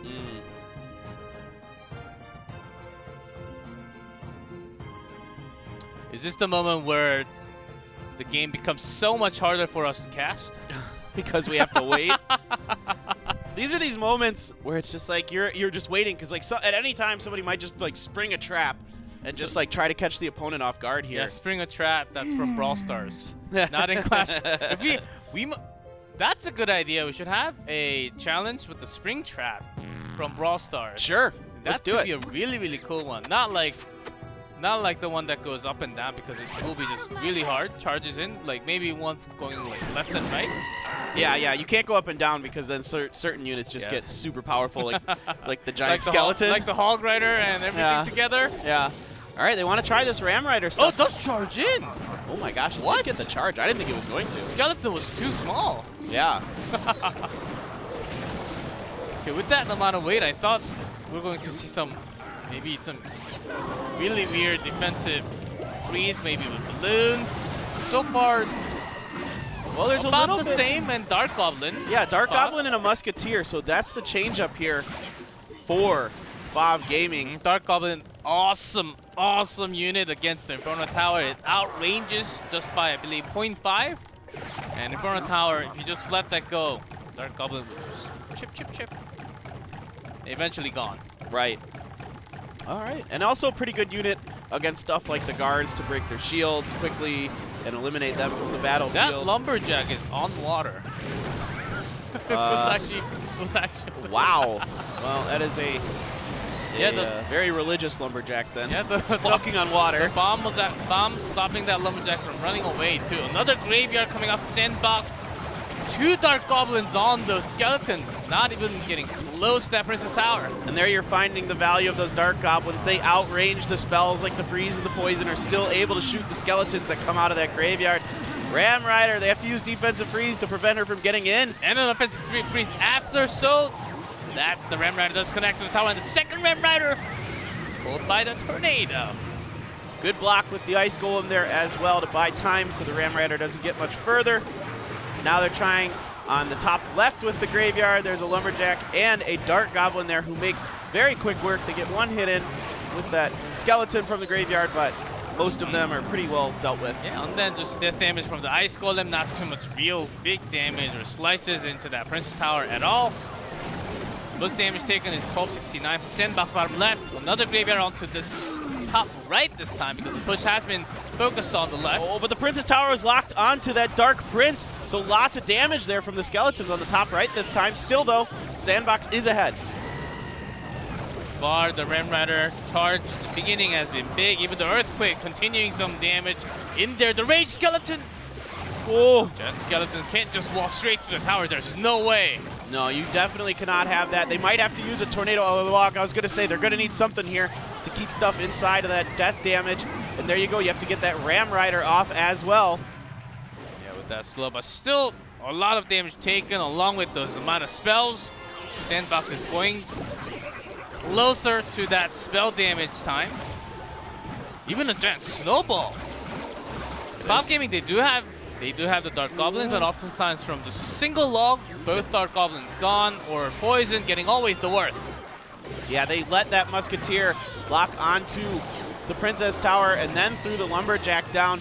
Now they're trying to get some more skeletons going in that graveyard up at the top, but the Ram Rider was there to soak up the damage, so not much done other than the spell damage.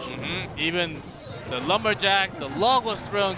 OP.GAMING pushed everything through to stop those skeletons coming out from the graveyard. Musketeer, double goblin. Oh, one of the goblins actually goes straight down.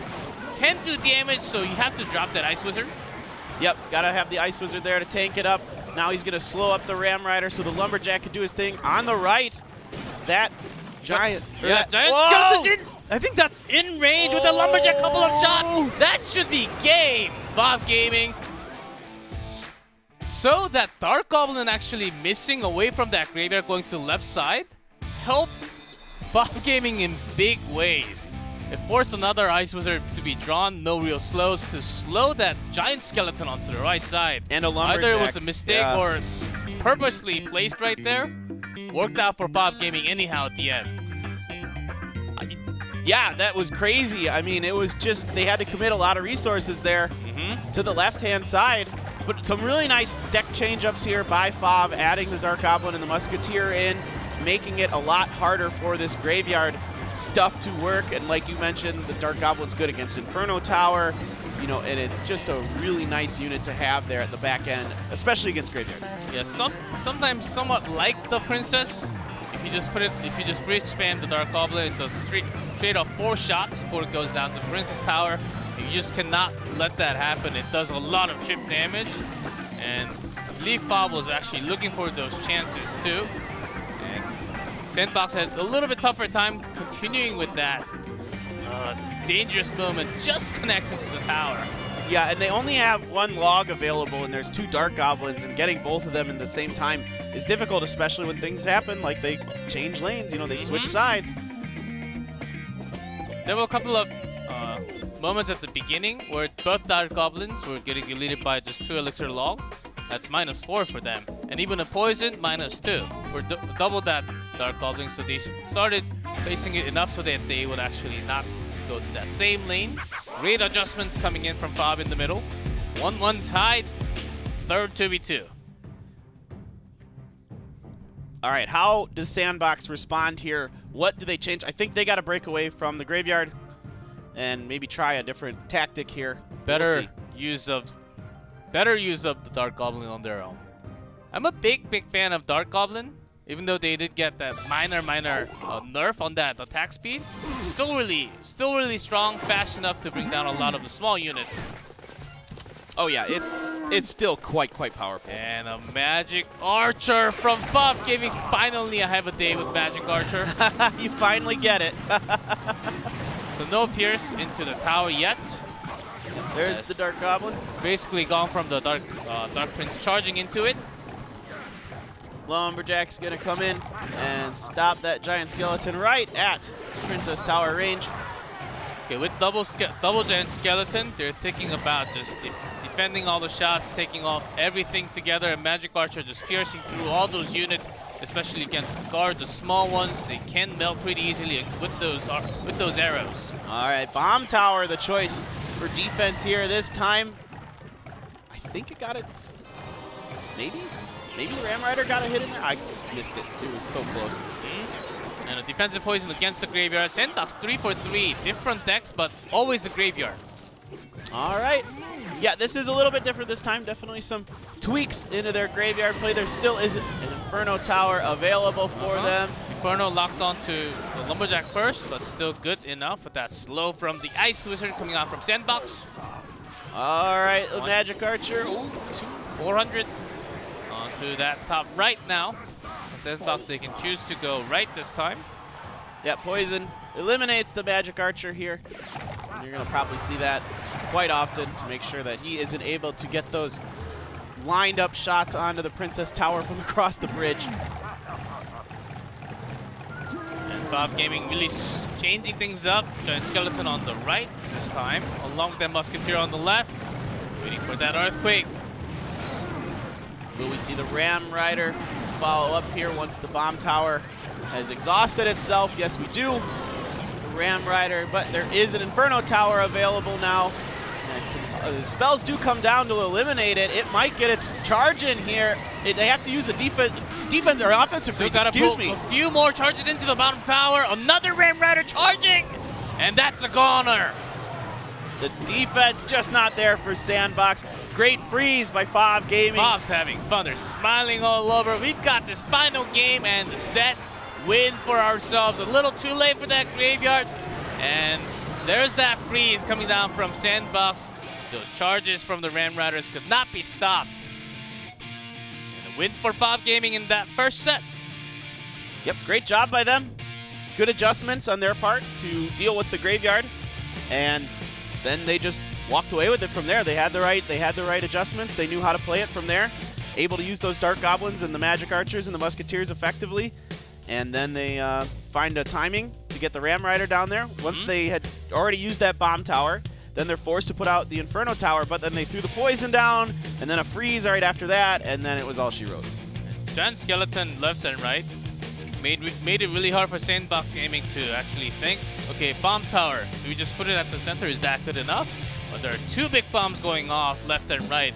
Which units do we place left and right so that we can actually continue to an attack? But we want to focus our attack onto the left side a little bit more though. And we also have Graveyard, so that's got to be coming in after. But giving them no time to save up that much elixirs to have that graveyard with that freeze. Sandbox, they had no other choice to actually just leave it open until the very last moment for that freeze graveyard. Yeah, absolutely. And they didn't have many units that were effective at kiting the giant skeleton except for the ice golem, but they only usually had 1. Yeah, but you need a lot more units to defend against all those ones charging in, so right. It's not just gonna be dragged by that ice golem only. Yep, that's exactly correct. So really nice stuff here.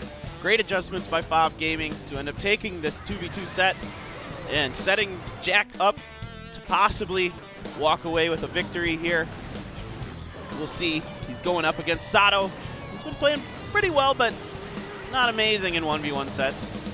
But in King of the Hill, yes. Yes, in King of the Hill, he's been very good. He's running out of space. Yeah. Too many games. He's the 2nd best King of the Hill player. You could argue he's maybe, well, it depends on how you want to look at it. When you look at his King of the Hills, he's played 10 King of the Hills, he's won 7.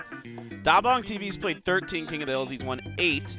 And Game with KK has played 7 and won 6 with an 85% win percentage. By win percent, KK is the highest. Yeah, I'm going with him. He's the best. Jeez. I'm the best. No, Benzer, get out there, Benzer's then. the best. Benzer. Yeah, Benzer may actually be. He may actually be. But Yugi Art's really good there too. And he had another win today. Sato coming in hot. You have been grabbing all those King of the Hill games, but not as much in that 1v1 though. And I think King of the Hill, you can just have some cheese. It works once, but not twice. That's a real difference that we have. Jack. Okay, the ban is the miner, where a lot of Jack's opponent has been banning because Jack is basically the only one that's coming out for OP.GAMING on that 1v1. Miner bans are being somewhat consistent against him because this player is so good with that miner rotation, miner cycles coming out with that cheap cycle. Yeah, but he's still, there's quite a few other cycle decks that he can definitely still run with the miner being taken away here. Yeah, he was running Hawk 2.6 Hawk cycle last time, even the log bait just in match 39 in week number 5, but still not really the greatest result against Roll Up Around, just 2 losses. So let's see if he can actually break that record of losing and move up. Sato also had some trouble against those Tornado Poison bans. Well, we'll see what Jack exactly has for Sato with the skeletons. And just a zap here for Jack and some archers. Usually makes us, oh, okay. No Royal goes, snowball. we see this from time to time with Jack where he likes to run a P.E.K.K.A deck. So we'll see. No snowball basically means all those charging units will get to the tower so much easier without that knockback at that last second. Like, of course, the hogs, not this hog. Yep, Royal Hogs definitely smells like a mortar as well. The back end of that, there's that P.E.K.K.A to help deal with these rascals. And that last Royal Hog that was over there. There's that mortar going to be used for defense here by Sato. There's that Battle Ram. That's a good point with the snowball, because now it's a lot harder to knock that Battle Ram away. Exactly what Jack is thinking. Oh boy. Oh boy. Skeletons on the left. Oh my god. Nothing else to stop that P.E.K.K.A. 506. And P.E.K.K.A did the damage, not the Battle Ram. Yep. 2 big swings from the P.E.K.K.A. You can't afford to let a P.E.K.K.A even get 1 swing in. That was 2. Oof. A rough time. Got to defend against the... Oh, and that rocket does not get the bandit. So down goes his first Princess Tower, and Jack now in a commanding lead here, especially because, like we've talked about a lot, once you lose that first Princess Tower, when you have a mortar, it makes it a lot harder. Certainly. As Sato's got a really long way to go, and with that P.E.K.K.A on the other side, this mortar will basically not connect at all. No shots will connect. Yep. Now the Battle Ram there to distract the mortar. And the P.E.K.K.A is going to come in and melt that mortar pretty quickly. A poison here now to try and get that P.E.K.K.A, but it does not get the Rascal Girls with that poison. So they're able to do quite a bit of damage here and prevent any extra damage besides the poison being done. And that's a dead bandit. Yeah, Bandit actually That going for that Bandit. Rascal. Girl instantly and baited that zap onto the left, even the poison. Now the Hogs are reaching the tower onto the right, but is it too late? I think it's a little too late. Here comes the Battle Ram and the Bandit. There is not much there to stop them, oh boy. Lots of Barbarians connected to shots already. Rascals to come down, but still a tower down for Shadow's side. Jack got in control of the game's Hogs a little too late. Royal Ghost is also ready for those Royal Hogs. And that's game number 1. Jack just having a lead. Somewhat easier of a time, as he just had to throw down that ramp onto the left and then said, okay, skeletons are even being used. It's just too much for Sato to deal with there. It's so hard to keep that mortar protected, and then when you have to use it on defense, even you got the Peck on one side and the Battle Ram on the other, and the Battle Ram's going to come for that mortar as well sometimes, depending on the positioning of things. And yeah, it was because if the Archer was actually a little bit above the Princess Tower, it's enough to bring it down before the charge reaches the into the Princess Tower. But because the Archer was placed so far behind, he had to put an extra set of skeletons, and that made all the difference. Skeletons are supposed to go against the P.E.K.K.A buying all that time. Wasn't really I think he was supposed to really expect that Battle Ram to come down anytime soon onto the left side. So it might have been just a slight placement mistake coming out from Sato. could be. All right, let's see what they got for the second game.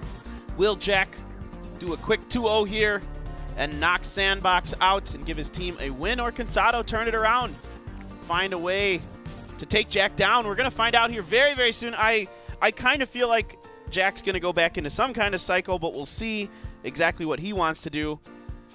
And maybe Sato might try switch gears a little bit himself, try up something a little heavier, some kind of beatdown. We will see. But we have a timeout taken. Yeah, it could be. If Sandbox drops one more, that's the match. And that's it. Jack can certainly have a big comeback. Sato, it's not impossible. He's been beating some big names. Sure. Jack has been losing to some big names. He has done really well, but he's lost to Benzer, he's lost to Rotapodon, he lost to Rhea, and we saw Rhea do really well last week, winning his 1v1. So, you know, there's some really good players here, and Jack has played really well against some other guys. He beat Rad on Ponos, and Rad is a very, very good player. Of course, Onion, he beat Onion on kicks, and TrueFast from Kingzone. TrueFast has been quite good in 1v1s as well. So Jack is very strong, looking good so far. Now it's up to Sato here to save Sandbox Gaming's life. There are no more extra lives left. We're out of quarters to put in the arcade machine. It is time. A game without Giant Snowball. We gotta think of a way to stop those charges. Maybe slow down Ice Wizard, Electro Wizard. Yep. Yeah, you can even have a zap. You can have a tornado too. Sure. There are lots of possibilities. Jack, maybe the same. Yeah. It looks like Jack might be content to just kind of do about the same thing. Oh, no, never mind. Inferno Dragon right on top. Okay, Jack's got the Electro. And a free dash. Few more hits from Bandit. Jack's got a real thought about his own setup on the right, possibly. Yep, using poison here to weaken up the E-Wiz. And of course, they'll meet each other. Even a zap used by Sato just to have his cycle. Ooh, that E-Wiz does get it shot, and that's actually a big deal. That's a lot of damage. Yeah, Royal Ghost did too much damage to begin with. And only having an Inferno, there's that Battle Ram once again.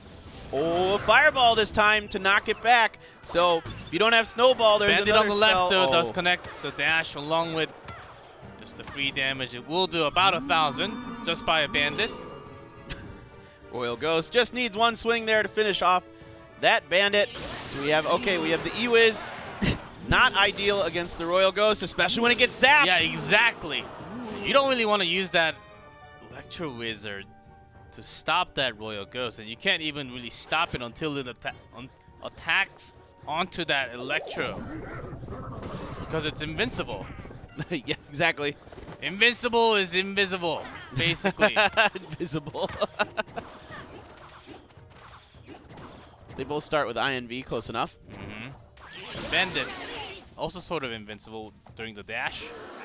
So there's that Ram Rider to have that snare against those charges. Great counter. We've seen this sort of deck against a lot of Hawk cycles and works like charm all the time. Good zap there to buy that Royal Ghost some extra time to do some damage. The minions get zapped away here, though. Helping along with the E-Wiz here. The bandits just keep running into each other, not doing any damage initially. They're both invincible during that time. Dragon locks onto it. Barbaro tossed down a little early for that Royal Ghost. Yep, with the E-Wiz there to help. And we'll see what the possible... Oh, that Royal Ghost still gets one swing in. That's big. Even have to use another zap from Sato to get that Ghost down to low health. Just within range, and this is the Mega Knight here for Sato on the back end. And it is going to get dragged away by that Battle Ram. No, not the Mega Knight, but the extra bandit does come. Oh, the charge on the bottom right, so the Barbarians are on it, but the Mega Knight on top. Not close. Jack is going to take the final game, and that's a 2-1 and a 2-0 going for OP.GAMING. They are going up a step with 3 match wins now.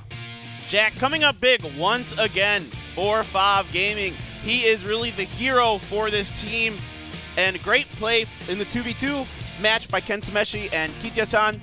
They really changed up their strategy very well. They were able to make the right changes to their deck and the right changes to their gameplay to turn it around in that 2v2 set, and Jack is just so good, and he just needed to play the same deck 2 times. And that Royal Ghost has not been coming out too many times, but was certainly in one of the classical Royal Giant decks, and some of the decks that just wipes out a lot of the goblins together. I think it was one of the best change that he has brought. Sato having some tough time against that Royal Ghost. I think Sato, with that deck that he brought there, was thinking that most likely Jack was going to go either Cycle or some kind of balloon deck. That's my guess. That's what we have been seeing from Jack, so very likely. And that's it for the second match of the day, though. This one. Stick around because you can't miss this. Bren Esports versus Chaos Theory up next.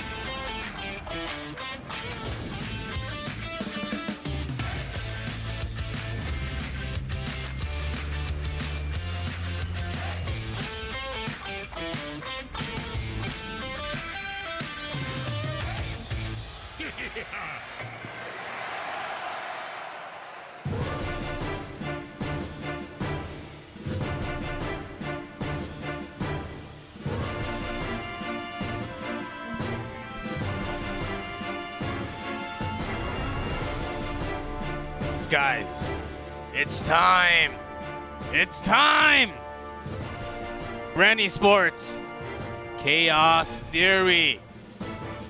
It is finally the day. It's happening, Paper Thin. The SEA powerhouses going at it here. This is going to be one heck of a matchup. Buckle up, folks, because this one I think is going to be darn close. First place from Group B, Chaos Theory. Second place from Group A, Bren Esports. Bren Esports known as the strongest 2v2 in all of teams of Clash Royale. League Asia, I would say. Absolutely. They have the best 2v2 here. They've won 80% of their games. 80%. Which is nuts. That's crazy good. Especially a 2v2. That's so good. In terms of winning the win rate by game, they're on the top. By set, a game with does have more, but a lot less in the win rate of that in the count of all the games and the set together. So they are indeed really strong, Chaos Theory. Not bad for their 2v2, but their strength has been really being held. Their last rope always being held by that player on the left. Benzer.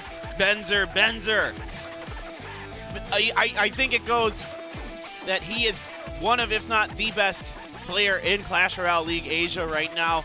He has the most set wins in 1v1. He is crazy good at King of the Hill. He's only lost one King of the Hill game, just so we're clear. Great cycle decks. The Hawk, Earthquake, Mortar, name all the decks you can. This guy will play it, and he will be darn good, not just in Asia level. This player is world level, and we have that matchup. Jai versus Benzer, which was sort of hinted on Twitter yesterday. We do have that matchup. 2v2 is also really exciting. The strongest duo from Chaos Theory that come out, JTV and Dexters against Trainer K Manong GP, the set duo for Bren Esports. Only dropping one set in 2v2s have Trainer Ken and Manong GP when they're together. Very, very strong duo together. JTV and Dexters haven't been as great. They're 1 and 2 together, so we'll see if they can maybe find a way to turn that around, banning the Lumberjack there, and then, of course, Jai banning out the Mortar, because we've seen what Benzer can do with the Mortar, and he's near unbeatable with it. Yes, there were some crazy moments, even with some Expo, when Benzer was up against Royal Giant, which seemed almost impossible to break through. He won that game. That's on our YouTube, guys. Go check it out. He's amazing. The placements away from that tower to not get hit by poison and all that mind games in the middle. Whew!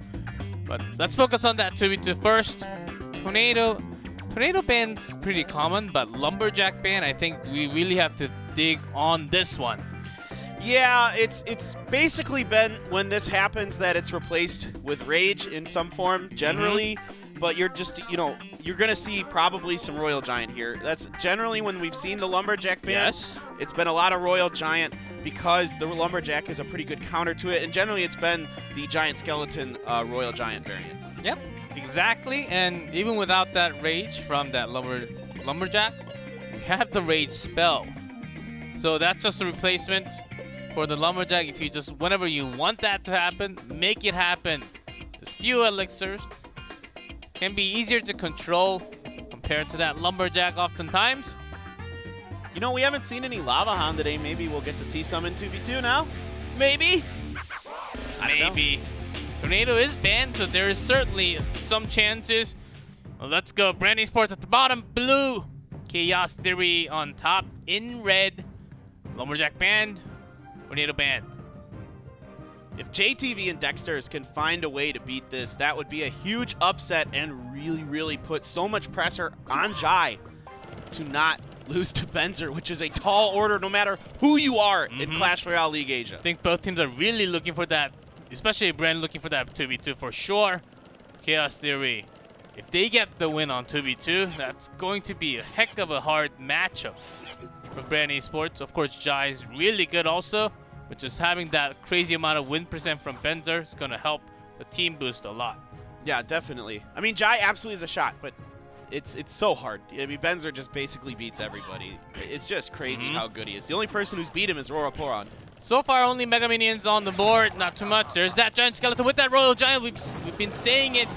Inferno Tower instantly in response. Yep, Earthquake here as well to help take down this Inferno Tower. So that bomb actually blocks the Royal Giant list a little bit, but it does start getting some shots in. I think that's 3 shots. Yes. That's too many. Too many, too strong. Chaos Theory, they better have some kind of building. Bomb tower, good enough.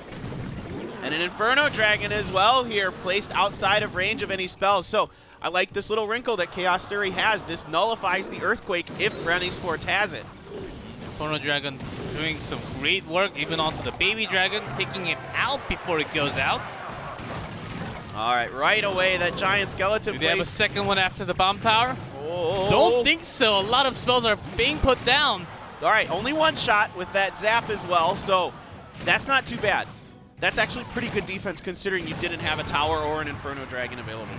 Yeah, Log and also Snowball along with the bats coming out from Chaos Theory. A lot of the smaller ones were used. All right, Inferno Tower. Should see the Earthquake. There it is, the Fireball to back that E-Wiz off. This Royal Giant might not get as many shots because of the E-Wiz. It might not even get, oh, it just gets 1. Still, that's good enough, bringing it down to 867. Compared to that, big difference in the middle. Another bomb tower, keeping that Royal Giant. Even the big slow coming down, and the Miner. Miner sneaking in there. The Mega Minion is placed on top of it to help, but now the Royal Giant's going to get a couple shots in. They have to use an E-Wiz here to slow all that up. Oh, just didn't get that second shot off. This is the big push coming down from Chaos Theory, though. Has that Dark Prince, but the Royal Giant still coming through hot. Oh, good shots. Log Fireball combo. That is so much damage. That's game, guys. With that Earthquake, activates the King Tower. Doesn't even matter for extra damage. Chaos Theory takes game 1 off of Bren Esports. Huge stuff here. Is the 2v2 upset beginning? But I think Trainer Ken and Monong GP are going to respond to this. I imagine they're going to find a way here. What will they do, though? If you want my opinion, you can basically kind of do the same thing. You're possibly going to need lightning or something else. I think Earthquake was actually one of the big factors to bringing down that Inferno Tower. And also the Inferno Dragon from Chaos Theory. This is why I'm saying you need lightning. Yeah, deleting a lot of the units, like the big units, Royal Giants, Giant Skeleton doing all that damage, and also deleting the baby dragon. I think after that point, they really knew, okay, this Inferno Dragon actually has some potential here. Like the Electro Wizard is being put down on the other side, so the Inferno Dragon might be safe. It's a dangerous unit if it's left to its own devices. It does so much damage over time if it's just left alone. And it draws out a lot of the spell, like the Giant Snowball or even the Zap has to be used by Bren Esports. So instead of just having the Inferno Tower, Inferno Dragon with that Bomb Tower, made it look like it was working a lot better against the Giant Skeleton, Royal Giant combo. Yeah, exactly. And I like the point you made about the spells, because you're placed with a really difficult proposition. If they have Bats and Inferno Dragon, which one are you using your Snowball or your Zap on? Because you're going to have to pick one. Yep, and its radius, of course, it's pretty big, but it can't really catch everything in just one space. I think that's going to be the hard decision that you have to make on the fly. Okay, Chaos Theory's got one. Can they make it happen to the second one? All right, Monong GP giving some final words of advice here to Trainer Ken. Trying to turn it around to prevent the upset here. Yeah, that small miner in the middle did make some difference when they had that Royal Giant Skeleton push, even having 1 shot away from the bomb tower of Chaos Theory. That's a really good point. Okay. Great start. Already having that pair. Yep, and the mini P.E.K.K.A. Great idea to bring the mini P.E.K.K.A. here. That helps neutralize that Royal Giant so well. But boom. There's the Lava Hound. Still some damage put down from that Royal Giant. 2079, so Bren Esports, they gotta make this one work. Lightning, lightning, lightning. Well, anyways, okay, that's fine too. Yeah, a wizard with lightning, that works. That's good too. But are they gonna zap that Inferno Dragon? Or they're just gonna let it blow up the Lava Hound. Looks like they're just gonna let it blow up the Lava Hound. Not too worried about that this time. Not really much damage done by the pups here. Yep, and looking for that second lava along with that Mega Minion, but the Royal Giant is pushing so that Giant Snowball already burnt for the bats only. Yeah, no Giant Skeleton in front of the Royal Giant there to tank for it. So it does end up going out even with the Earthquake there. Guards to delay that Giant Skeleton from coming over the bridge at all. There's that miner we talked about along with that lava. Ooh, Good zap on the bats. Ooh, that's going to be a lot of damage there up on that top right. That Lava Hound still has some HP. The miner ends up going down. Was that snowball a little early? Oh, okay. It's fine.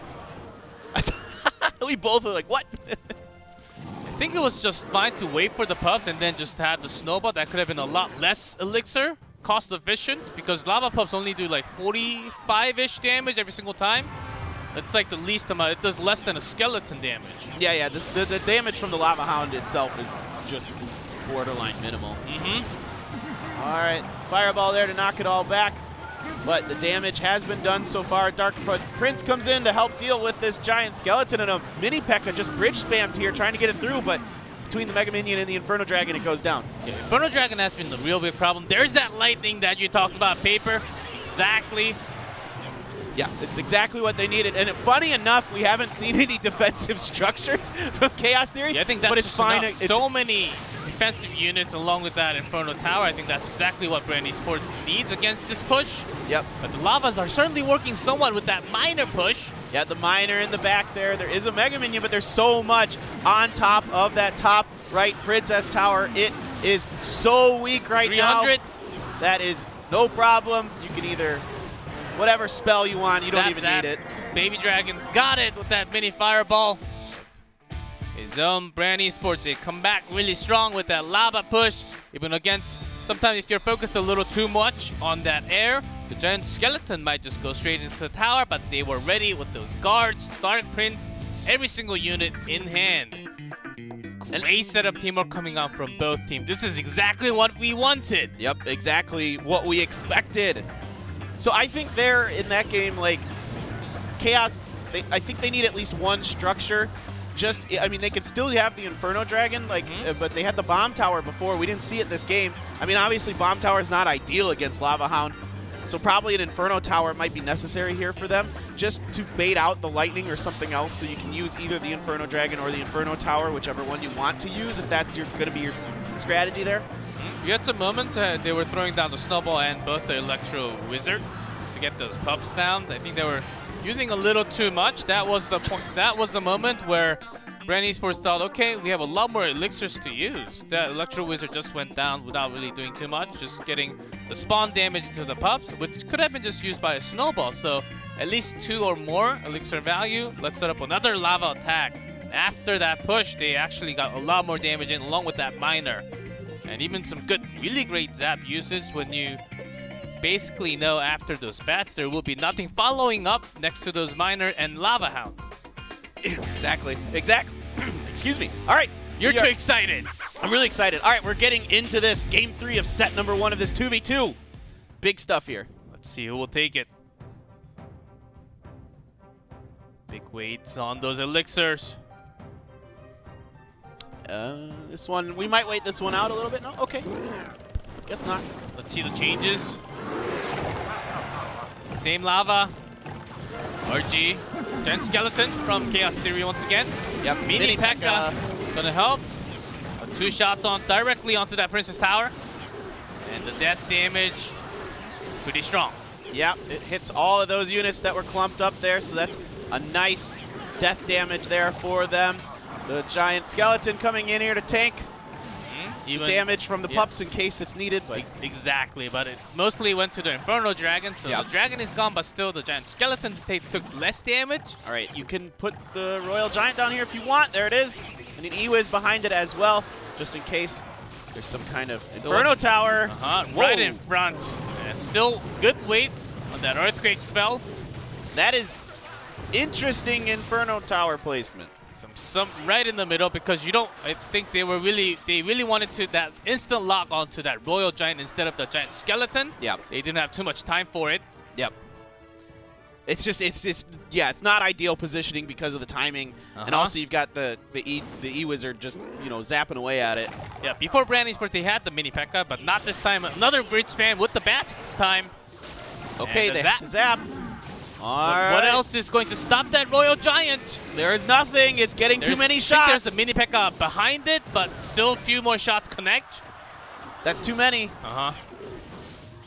They're having a hard time finding the 997. timing. They cannot find the spending time for their own elixirs for those lava hounds at all. Yeah, no, there's no chance. Now they have to switch. Switches to the right side. Chaos Theory, they can just go straight and actually split.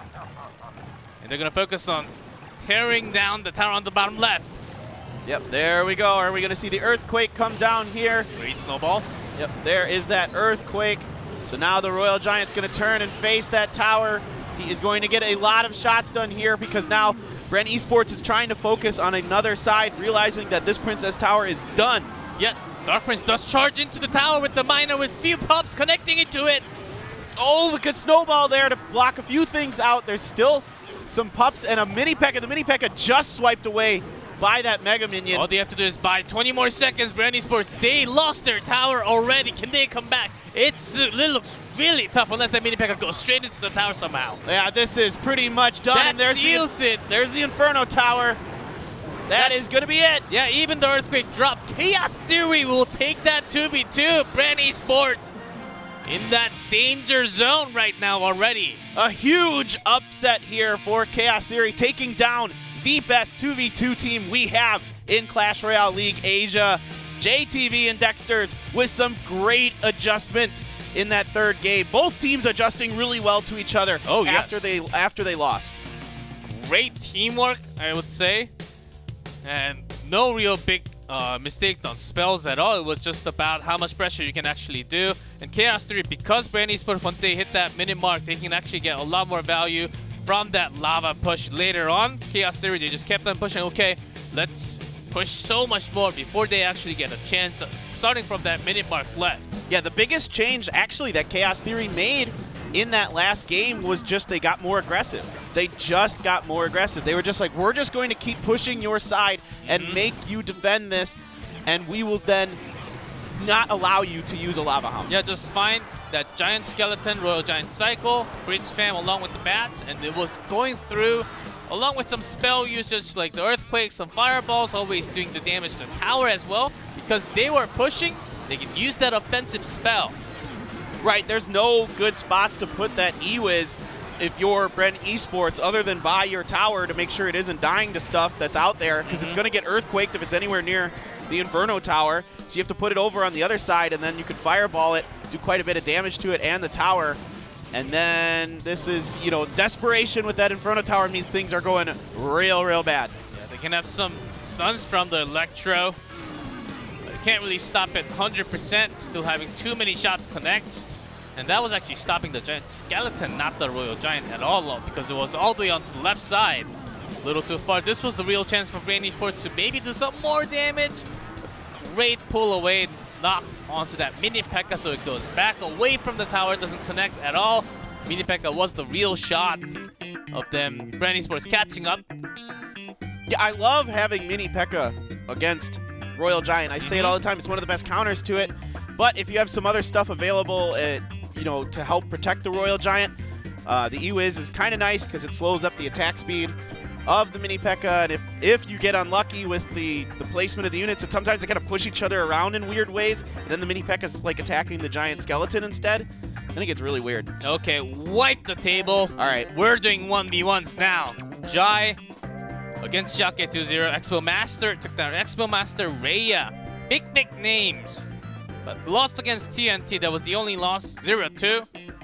And great win rate. But Benzer, amount of games. This is actually on his 1v1. 5-2 is not game score. This is set score.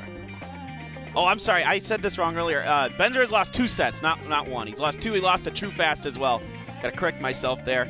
Because he's lost to True Fast and Noraporan. But otherwise, Benzer has beat Jack, Legend, TNT, Mikan Booya, Rhea. Top to bottom, just absolutely smashing some of the best players we have here in Clash Royale League Asia. But because we do get to see the roster first, and then they decide on the ban cards, we have the snipe onto Benzer. No mortar. But there are lots of cycle decks that Benzer can also play. Jai also the same. Other ban card is Tornado. Benzer on top in red, Jai in the bottom blue. And I was just about to say this. Might see some more P.E.K.K.A action. Or possibly Mega Knight, but Might just be bandits. yeah, it could be. More There are bandits. some cycle decks that have bandits in it. Jai was maybe watching Jack and really liked that Battle Ram deck, maybe. Another hog coming out from Benzer here. There's that stump from the Electro, but one swipe. Battle Ram now charging in, Valkyrie in defense mode. Ooh, good snowball there. Keeps the charge from coming in. A very good Barbarian barrel as well. Catching those units from the Battle Ram and now able to get some damage done onto the Electro Wizard. And the Barbarian doesn't last too long, and the Valkyrie will not get there either. So, great defense by Benzer. Yeah, Hog Valkyrie, and also likely Benzer will also have an Inferno Tower for that Battle Ram coming in. For sure. And maybe he's just waiting for that cycle later on, but great P.E.K.K.A. Just a little too late. Yeah, able to get a couple hits in there. There's that Inferno Tower. Pretty standard stuff for this Hog Rider type deck that we've been seeing. Possibly an Earthquake on the back end of it, but could be another spell as well. We've seen a few times. Yeah, it could be an Earthquake or Poison. Yeah. That's the player's choice most likely, depending on the ban also. But with this set, Earthquake might not actually get too much value, so you might actually just not use it at all if it's Earthquake. Yeah. Even Poison, I don't think he really wants to use that unless he finds a perfect chance. Yeah, unless he happens to find a timing where he can catch the minions. Yeah, Ben's just going to hold on to it. Or the E-Wiz. Maybe think about it. Yeah. You can use it on the E-Wiz too. So Jai, how does he really it is push it through? So that's not bad timing, but the Earthquake really doesn't do a lot of damage to units. You're more interested in catching a tower or a building. And we'll see how this goes here. That is a very dead Inferno Tower, but the defense is still good enough. Just beautiful giant snowball push.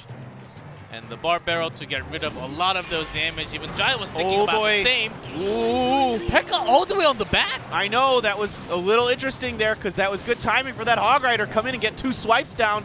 The E-Wiz only buys you enough time. A little surprised. Maybe Jai was thinking about it, setting up his own attack. That's what it looks like. Did take some damage, not enough to take the tower down still. And Hog Rider on the run. Baby Dragon's only... Okay, that E-Wiz comes down just in time, but the defense is so lots of archers. Good here from Benzer. So many arrows. Oh, great Valkyrie placement. Not only is it on top of the E-Wiz, it distracts the Baby Dragon as well. Benzer, is he going to try to maybe? Okay, he's just going to cycle through to the Inferno Tower. So I might think of having those smaller ones, even the Bar Barrel in the middle to get that Inferno.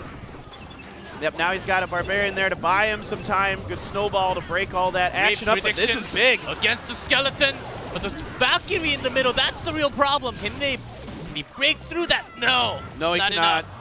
That was a huge push. And a straight hog, and Jai does not have any more elixirs. Oh, and the Earthquake to back this up as well. That is it. Benzer takes game number 1. A strong showing.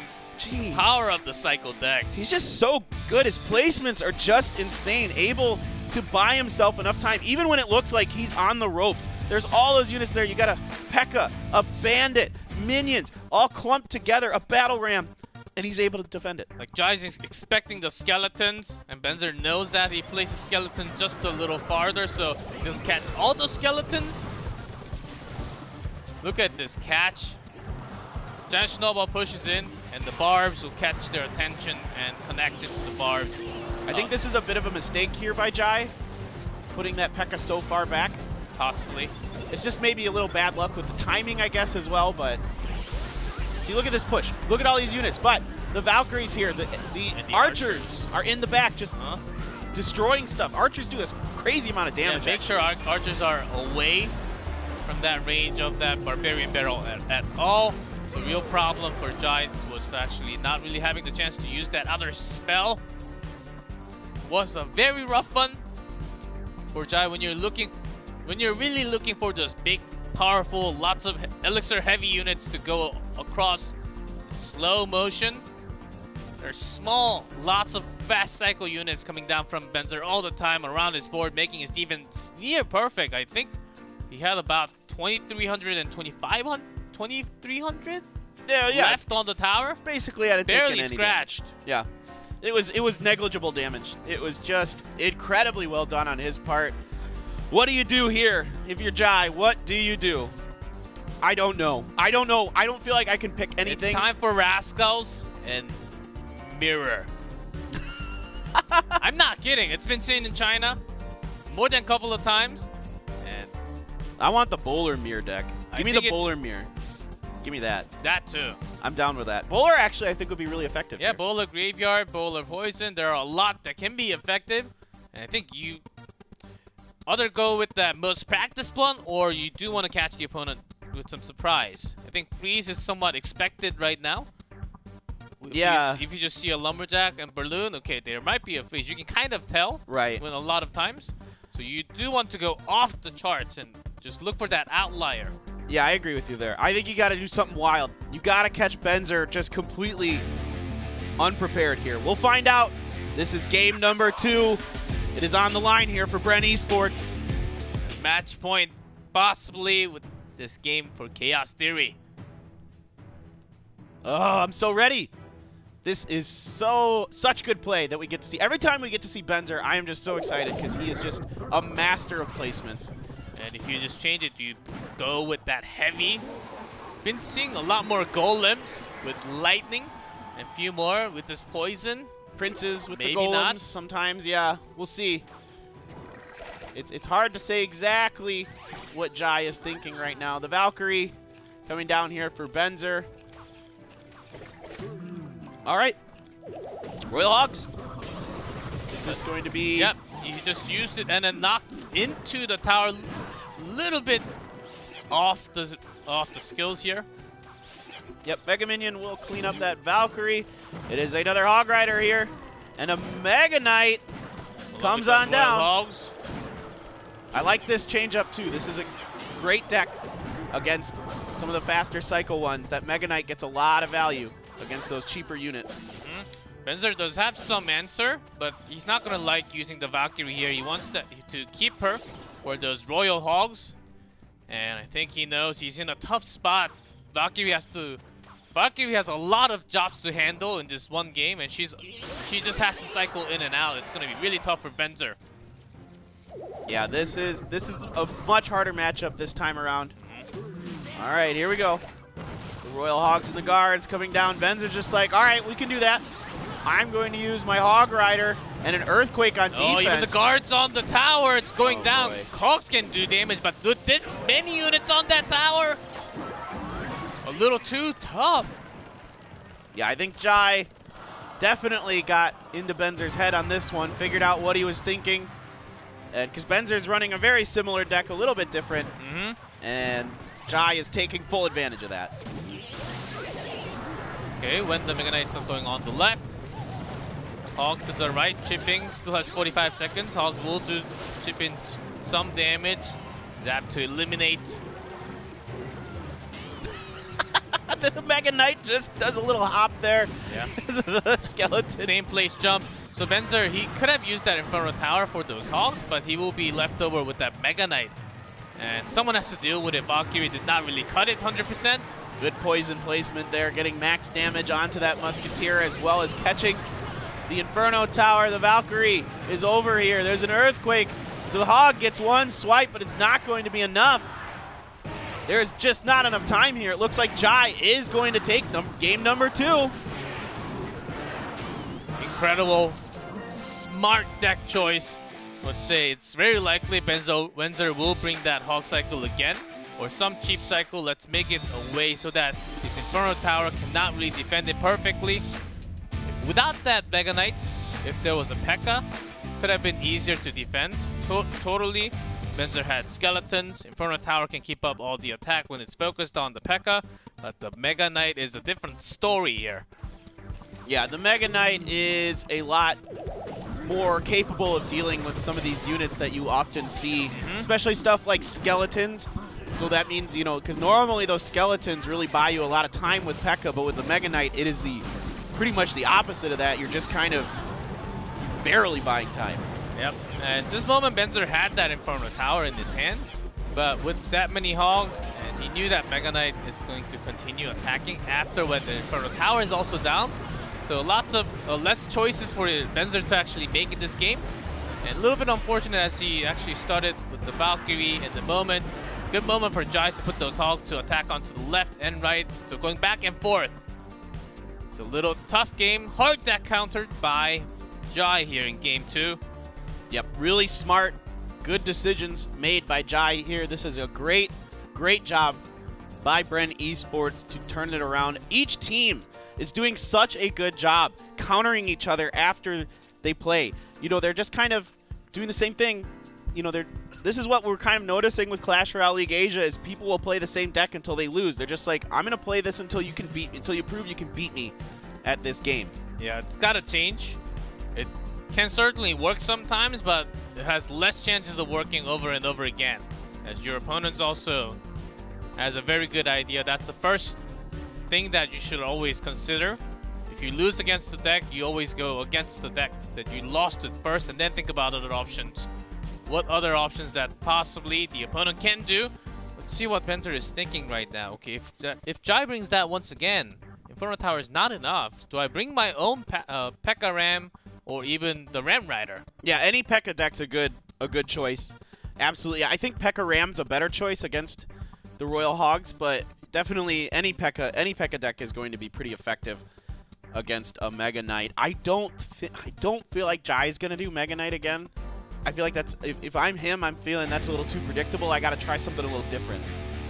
Tornado ban, Mortar ban.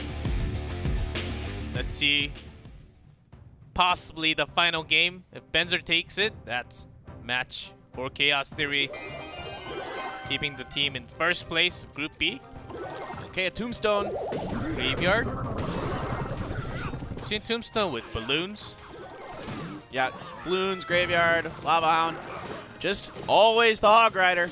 Hog Rider on to the other side because the Tombstone's one square to the right side. All right, so Benzer still Valkyrie Hog. Yeah, he's feeling comfortable sticking with this. Has to use the snowball there to make sure that Mega Minion isn't going to get any his swipes in. Barbarian Barrel counters the Valkyrie very nicely. Game 1 was Archer, Game 2 Musketeer. That was a small, is this that clone deck again? Small change. So something a little different, but I'm not exactly sure what Jai wants to do here. With that E-Dragon, there are some Golem decks. Yes, that's out true. there yes. with this set of cards. Yes, yes, yes. This time Archer is coming out from Benzer, making it a little bit easier to defend. Small units. And Jai's just cycling through and buying a lot of time. Yep, absolutely. Lumberjack. I think we're feeling a lot more Golem now. Yeah, I agree. This definitely now, definitely. All right, going in cycle, it's harder for Jai to have perfect defense against these Hogs. Yeah, E-Dragon's not the best against the Hog Rider. Yeah, because the Lumberjack was just used out of cycle for Jai. And Benzer has a really good idea of what's happening for sure. Just staying close enough to each other, but they are able to effectively deal with that Electro Dragon there. The Archers coming in, the Mega Minions on top of this Valkyrie here. Should be no problem taking it out. And we will finally see, it is a Lava Hound. Yeah. Can go for that heavy ones. You do want to get that minute mark. Still the Hog Rider doing so much damage. Few. So much damage Both here. towers, 1400, 1600. All right, poison here from Jai. So this is just a Lava Hound with the Flying Machine, trying to predict the Inferno Tower placement with that Flying Machine, but is not. It is all on a different spot here. Great placement by Benzer there. That completely nullifies that push. Jai knows that there. He knew that there was an Inferno Tower all along. How can he change that up and make better connections? Poison has to go in. Flying Machine, if it connects, really good. Yeah, exactly.